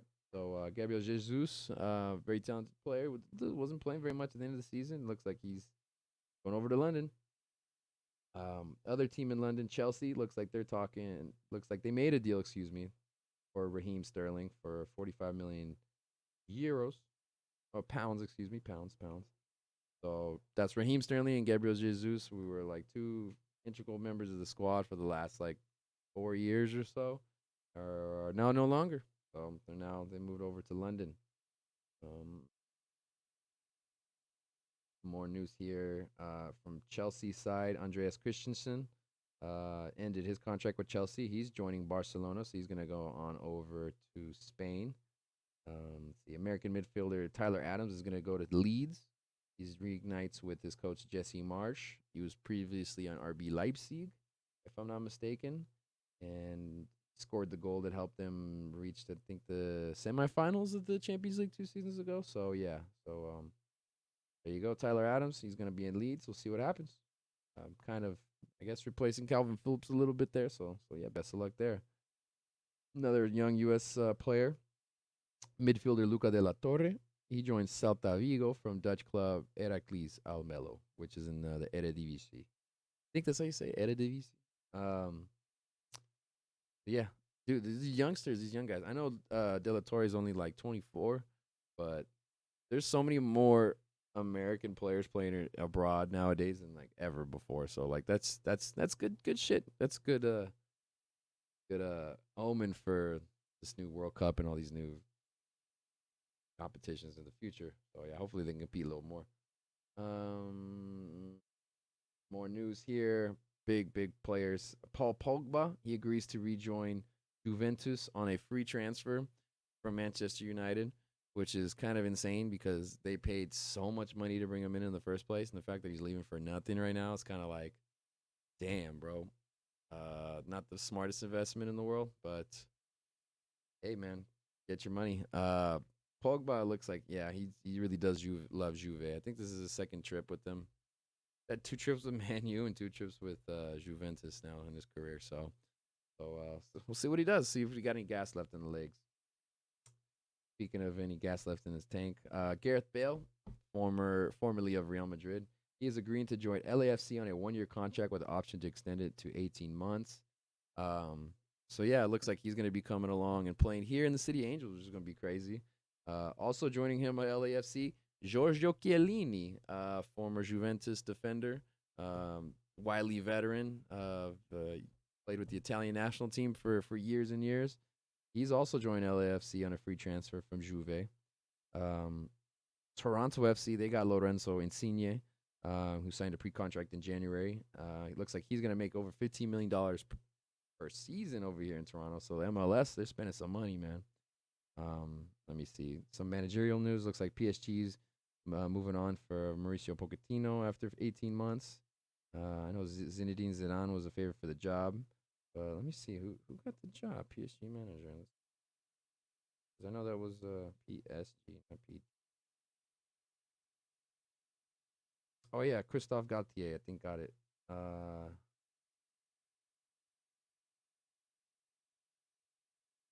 Yeah, they did 4 days ago. Yeah, they just presented him. I guess Zidane was like the favorite there, but Christophe Galtier, he was from the manager for Nice in France. So yeah, there you go.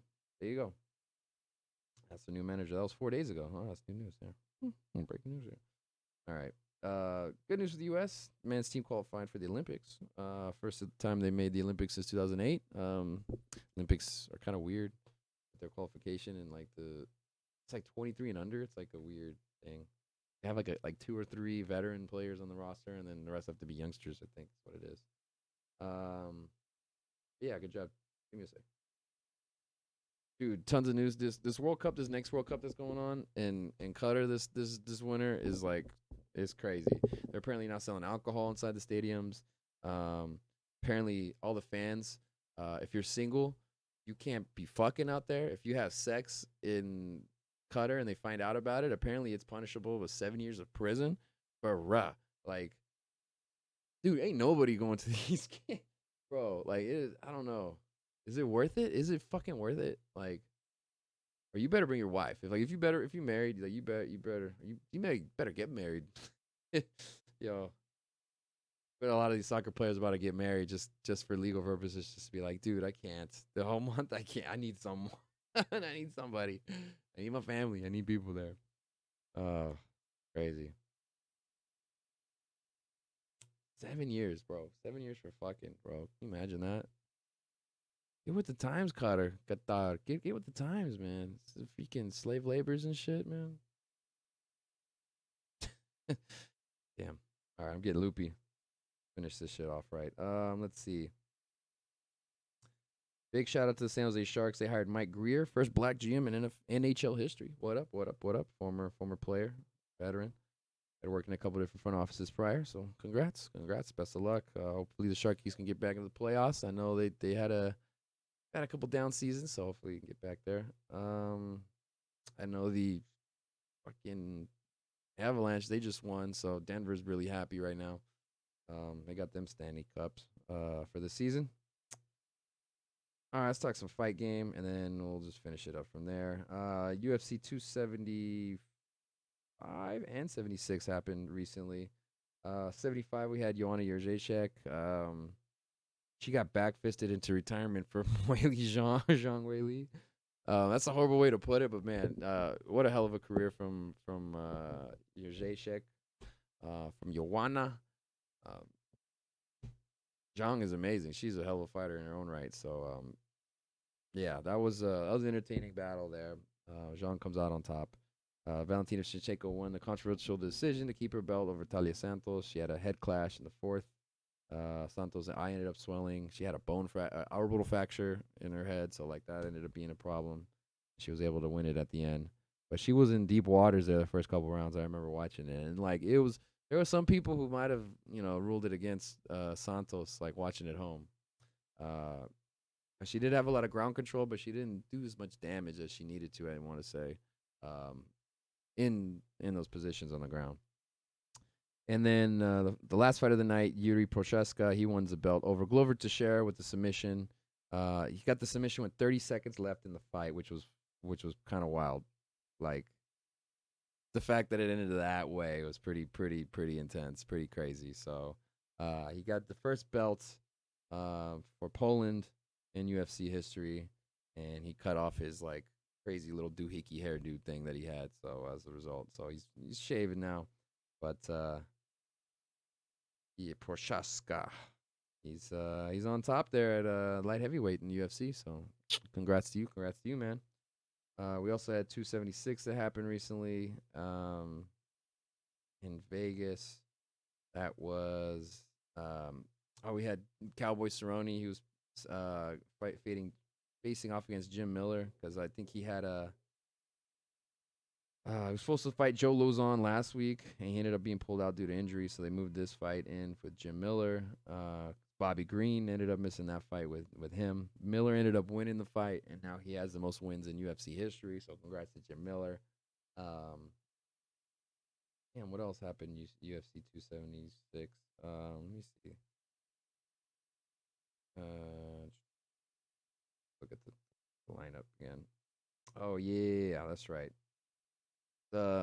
We had Sean O'Malley and Pedro Munoz ended up being no contest because O'Malley I poked Munoz and he like scratched his cornea, I think, and people were saying that he was lying and he was like bullshitting that he couldn't go, but O'Malley was talking shit, so ended up being ruled a no contest. We'll see if they ever strap it up again. Munoz looked like because the injury happened in the second round. It looked like he might have had won the first round. So I don't know. Let's see. Robbie Lawler he lost to Brian Barberena via TKO, wild knockout. Alex Pereira had a really great finish against Sean Strickland. That was a fire fight. Both guys just out there willing to just throw bombs. And Pereira looks like he's chasing after Izzy, man. Like everywhere this fool Izzy's going, he's coming for him, man. So he might be the next one, man. He might be the next one. In the featherweight co-main event, we had Volkanovski. This man, Volkanovski's like one of the goats. You got to put him out there. The fact that he beat Max Holloway in this fashion, it was over the second. Like people knew as soon as that gash came up, I thought it was gonna be. It was extremely difficult for Max to win that fight, and he won the decision in 5 rounds. But the man is now what? What was this? He's like 3-0 against him. Like, come on, like. Come on. Like, I think it's over. I think all the debates is done. It's done. It's done with. So yeah. Maxie baby. Come on, dude. That sucks for him. It's gonna be tough for him to ever get into the championship opportunity. Like the next chance it might be for him is if Volkanovski goes up in weight and eventually just relinquishes the belt in that division. But shit, he might try to run 2 divisions. Who the fuck knows? It's so hard to do, but he might try. And then the main event of the night was Israel Adesanya winning a decision in 5 rounds over Jared Cannonier. Now, a lot of people were claiming that the fight wasn't exciting. I mean, I can kind of agree with it. There wasn't as many skirmishes and many opportunities for like bombs and for Izzy to show off his striking ability. And it looked like Cannonier every time he tried to get in there, he was getting touched up. So it's like one of those things where it's like you can't. I don't know. You can't necessarily blame either side. Obviously, if you're the challenger, a lot of times they always say you gotta like attack your opponent and be more aggressive. But like, that's not always the case 100% of the time. If that's not your style, I can understand you not wanting to do that. Cannonier has been known to want to mix it up a little bit, but it looked like every time he tried to enter and attack Izzy just had the distance control down. So Izzy ended up getting the victory again, defended the belt. It's kind of what happens sometimes if you become a champion for a long period of time. Sometimes the fights they're not always entertaining because it's just guys know how to like neutralize you a bit, and it just becomes just a war of struggle a little bit. So that kind of happened in my opinion there. But yeah, man, I had some weird bets on the line. Izzy was talking shit and said he's like, man, I might submit him. I might beat him by submission. So I was like, fuck it, let me put a couple bucks on that. And then I thought the Holloway Volkanovski, I thought like maybe there might be some fireworks and something will happen and it'll end early because these guys are like warriors and they don't usually go out easy. So I was like, all right, well if the fight doesn't end if the fight ends before the third round begins, then I would have won a ton of money. But oh well, shit happens. That's gambling for you. Sometimes you win, sometimes you lose. Most of the time you lose, but like when you win, it feels good. So that's why people do it. It is what it is, man.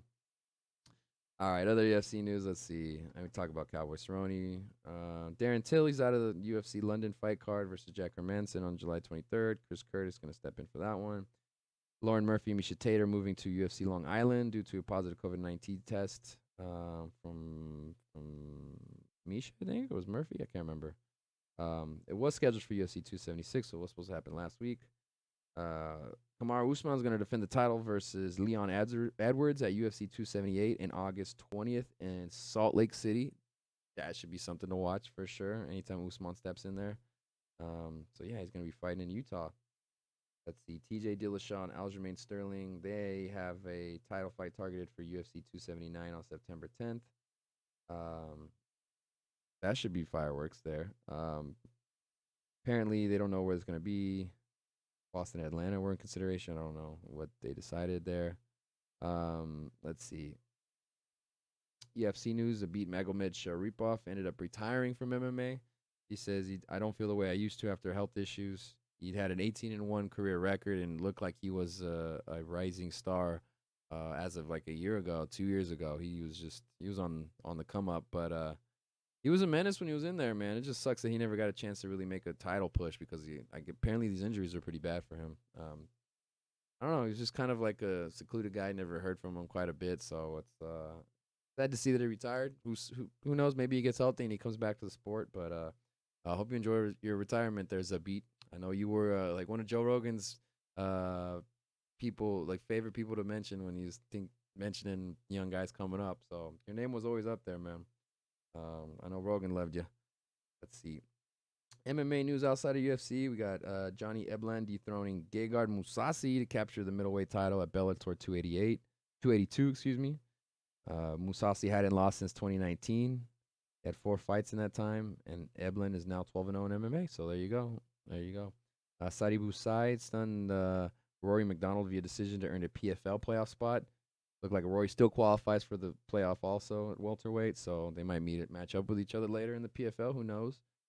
On the women's side, Kayla Harrison, she clinches her 3rd straight PFL playoff berth with a TKO win over Caitlin Young. So yeah, there's some other organizations there, and there's some action going down. Let's see here. Let's go to boxing news. Naoya Inoue destroys Nonito Donaire. He beat him in the second round of the matchup. So he was able to unify the belts at 118 pounds. Dude, this dude, Inoue, is like freaking Mighty Mouse, bro. He's like got like just fury in his fists for being a little dude. This dude like gets some KOs at 118, man. He's got some dude that Donaire. He just put a clinic on him, man. Like yeah, Donaire ain't no slouch either, too. Former champion in his own right now, but. So yeah, Inoue, congrats, big congrats, doing things in the smaller weight classes. Let's see, Artur Bertabiev demolishes Joe Smith in 2 rounds to unify the WBC, WBO, IBF light heavyweight titles. So Bertabiev, he's doing work up there. Let's see, Anthony Joshua signs a long-term deal as the DAZN brand ambassador, and he's gonna have 2 fights per year for a rumored deal that's gonna be between 3 to 5 years. So we'll see if that contract lives up. Because Joshua, he's still a name, but he's kind of on the edge of it, man. Like, because look, he's gonna have a rematch for a heavyweight title. It's gonna be him and Alexander Usyk. The fight's gonna take place August 20th in Jeddah, Saudi Arabia. Now, last time he had the rematch of a heavyweight title in the Middle East, he was able to beat Andy Ruiz and take his belt back. So let's see if he'll be able to do that again. Usyk ain't no joke, bro. I know there was a lot of controversy over what the hell happened to man, fucking happened to our guy, bro. Anyway,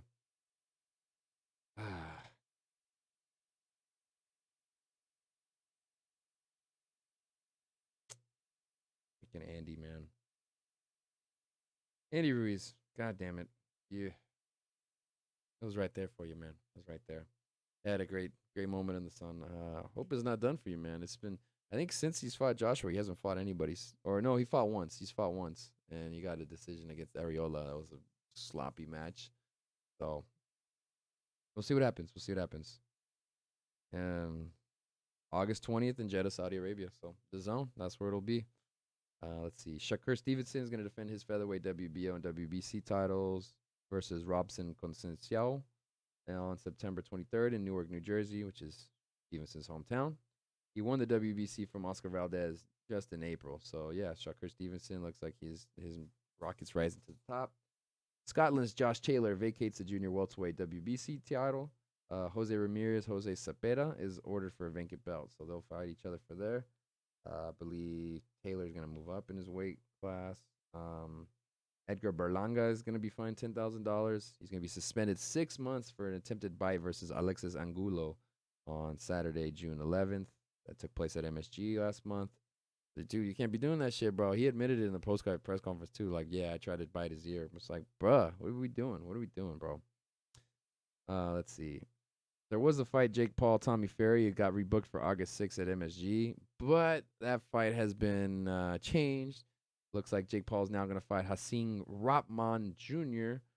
Since Fury was denied entry into the U.S. on June the 28th. So, Tommy Fury, what the fuck you doing? But Hasim Rahman was the son of Hasim Rahman Sr., obviously. Apparently they were sparring partners in the past, and they got into it in the gym, and beef started from there. So they're gonna lace it up and they're gonna get down. Rahman, I think he's had a ton of amateur fights, and he's got a lot more boxing experience than any of these guys he's fought before, and he's got more experience than Tommy Fury does. But I mean, we'll see how that translates in the ring. We'll see what happens. Let's see. We got some bare knuckle fighting news. Michael Venom Page, and Mike Platinum Perry. They're gonna fight in bare knuckle fighting championship. They're gonna on August 20th in London. So best of luck to them. Looks like bare knuckle fighting championship BKFC. They also signed former UFC, former NFL defensive end Greg Hardy to a deal. So he's gonna be fighting with no gloves on. Let's see. Some exhibition news. We got Floyd Mayweather. He's going to fight Mikuru Asaka. No. Floyd Mayweather is going to face Mikuru Asakura in a Ryzen FF exhibition bout sometime in December in Japan. That's what's going to happen. It's an exhibition. It might be like the last one where he just, boxes circles around people. So we'll see what happens. We'll see what happens there. I don't anticipate it to be too much action going on. But yeah, people over there Rising, they want to cut him a check. Why not? Why the fuck not, right? Let's see here. We have a celebrity boxing announcement. Two former NFL running backs. We got Adrian Peterson and Le'Veon Bell. They're going to be in a boxing match scheduled to go down on July 30th over here in Los Angeles at the Crypto.com Arena in downtown LA. So we'll see if that happens, man. My money is on Adrian Peterson. Yeah, that's just me. I know he's older, but he looks physically stronger than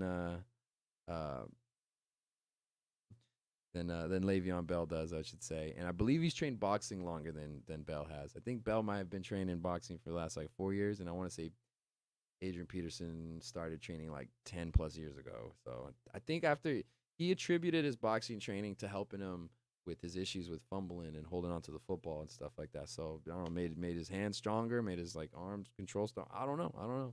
But I think the man's been throwing punches for longer. So we'll see. We'll see what happens. We'll see what happens there. I got retirement news. We got Mikey Garcia, former 5-time world titleist in 4 different divisions. He has announced his retirement. He won divisions at 126, 130, 135, and 140 pounds. So enjoy retirement there, Mikey. You had a great career, man. That's freaking ridiculous. I know he just recently lost, and it was his last chance to recapture a belt there. So yeah, enjoy your time off, man. Enjoy it, man. We got some crazy news in the world of worldwide wrestling. I don't even talk about this really. You guys watch the podcast. Like wrestling to me is not really something that I'm all too interested in. But this is very controversial considering the fact that it involves the CEO. So Vince McMahon, it looks like he's going to step aside as the CEO, as the board looks like probes alleged misconduct that was levied against him recently. His daughter Stephanie McMahon is named the interim CEO, and he's fighting allegations that he offered a $3 million settlement to a former female employee with whom he had an affair with. Now that was one allegation. There was other allegations that have come out since then. This just came out today. Apparently, there's a report that he has paid a total of $12 million to 4 different women to quiet sexual misconduct allegations. The most salacious one was a $7.5 million payment to a former wrestler who got demoted and then basically fired. So her contract was up for renewal and it was not renewed with the company. Basically because she didn't want to sleep with him. So I guess the legal term was like she denied his sexual advances. So I don't know if she was given in to him prior and then it decided otherwise. If you guys are more in the know of the wrestling world, you might know who it was. I think it was around the year 2005 is when this particular wrestler was let go from the company. I think it's 05, 06, somewhere around that time. And there was the settlement. There was an NDA agreement, so it wasn't released the name of the wrestler. But you guys are freaking sleuths out there. You guys can probably figure it out. I'm pretty sure somebody on Reddit has already done the research and has found out exactly who the one person most likely is that got that payment from Vince McMahon. So I mean, a lot of stuff's been coming out, and it's getting a little spicy. There's some heat on there. What's going on, man? I mean, he's even with this happening, he made that announcement. It's like 2 days later, he was making appearances on their WWE events. I think was it SummerSlam or, yeah, he was on a couple different events showing up as, yeah, in character as like freaking Mr. McMahon, I guess. I don't know. I'm not paying attention to this stuff as much. But yeah, man, shit's wild. Shit's fucking crazy.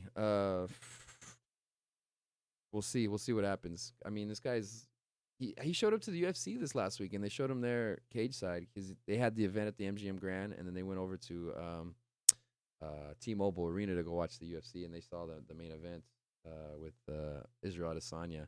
But it was Vince McMahon, Stephanie McMahon's daughter. It was Triple H, and it was like Pat McAfee was chilling with them. And I think like one other person. So shout out to Pat McAfee. I'm excited he was getting the pub and the love there. But I'm like, oh man, I know he's like now an employee of Mr. McMahon working for the WWE because he's about that life with the wrestling and all that stuff. But I don't know. I feel kind of weird. Just like, damn, sucks that now you're getting put on, and then like the people you're working with are now having all these crazy stuff they got to fight. So whether stuff is true or not, I don't know. But it seems like there's more and more evidence starting to come up and bubble up. But yeah, it's kind of interesting. It's like he's not even Vince McMahon's not even like taking that much of a step back. Really, he's still in the public eye, and that's like it's kind of curious in my opinion. I'm not sure all of his lawyers would necessarily approve of that conduct, but hey, live your life, I guess. I don't know, man. Oh, crazy. Yeah, I we're talking about this earlier about the fact that there's like new laws and regulations for people in corporate environments having relations with other people. I think it's situations like this where you're keeping that control of that power and you're using it to your advantage to like get sexual favors. Like that is not what you should be doing. Um, there are some other areas where I'll like be like, okay, there's some gray area there. Like, is that really that bad? But like this shit right here, that's fucking dude. You can't be doing that shit, dog. Can't do it, man.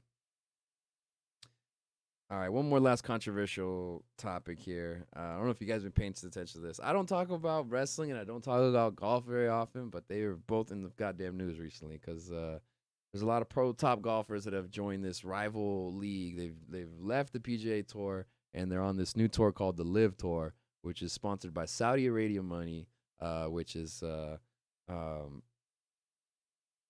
yeah, it is pretty dirty from a lot of people believe. Um, Obviously, there was the Jamal Khashoggi assassination murder of the journalist that happened a year, 2 years ago or something. And oh man, that didn't sound good. I think there was an accident on the corner over here. Oh shit! I hope everybody's all right. Um, God damn, that was loud. Um,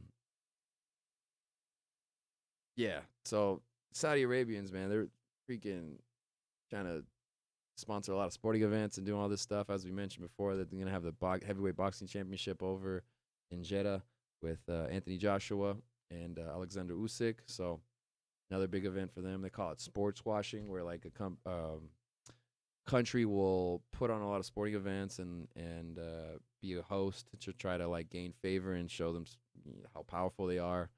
Obviously, we talked about the Berlin Olympics and with Hitler. More recently, what Russia has done, they hosted the Olympics and they've been, uh, doing what they want in Ukraine the last couple years. China recently, we'll see what they end up doing, but yeah, Saudi Arabia, I know Qatar obviously they got that oil money and they got the World Cup. They bribed all the officials and whatnot, and now they're playing it in the wintertime. Just this kind of insane that it even got to this point. That at some point this shit wasn't stopped, based off of common sense. But yeah, man. So now they got this LIV golf tournament, and they're paying these buku bucks to some of these guys for winning these tournaments. I think you can win like $4 million for like one tournament just to win. Kind of crazy. So they ended up paying like these big salaries to these guys. So some of the guys that have jump shipped are Dustin Johnson, Sergio Garcia, Kevin Na, Louis Oosthuizen, Carl Schwartzel, Brandon Grace, let's see, Bryson DeChambeau, Patrick Reed, Phil Mickelson. They've all joined. They all joined. They had their inaugural event in London a month ago. They played in Portland just recently. Yeah, the London event had a $25 million purse, $4 million to the winner. They have 8 events this year. They're going to scale upward in come years through a $2 billion pledge from the Saudi Arabia's Public Investment Fund. So yeah, Saudi Arabia, I mean, they're hosting boxing events. They're creating this golf league. They own Newcastle United now in the Premier League. So there's been gonna be start spending cash like crazy in the next few seasons. That's kind of the assumption there. So there's a lot of craziness going on in the world, man. There's just like a lot of controversial topics, a lot of controversial shit, man. Dude, all these PGA Tour guys are like calling out the guys who left, man. Like, you guys are just, working for blood money. You guys are just, mercenaries and whatnot. But I can understand if I'm one of these guys and I'm like, do I really want to break my back and like playing 20, 30 events this year? Or can I just play under 10 and make more money than I did doing that? So I get it. It sucks. It sucks to be in that. I mean, if you're one of those players, you're making money regardless. So it's like you're one of the top players in the world. So I mean, overall life's not too bad. But like, yeah. Morally, I don't know where I'd be on that shit, man. Because it's like, fuck. It's like, how much money until to be able to bribe somebody? I don't know. I don't know what that answer is, man. Apparently, Phil got a shit ton of money. Dustin Johnson. I don't know how much, but it's a lot. It's a lot, man. It's a lot. A lot for these golfers. And this is golf too. This isn't even like I don't know, bigger sport. I don't know. Wild stuff. But that's your sports update, guys. I've been wanting to talk about this shit for like a month or two now. I'm fucking 8, man. But yeah. Last episode was a short, brief one. This is a longer, extended episode. We're gonna have a special guest coming up on the Puro Caballero show.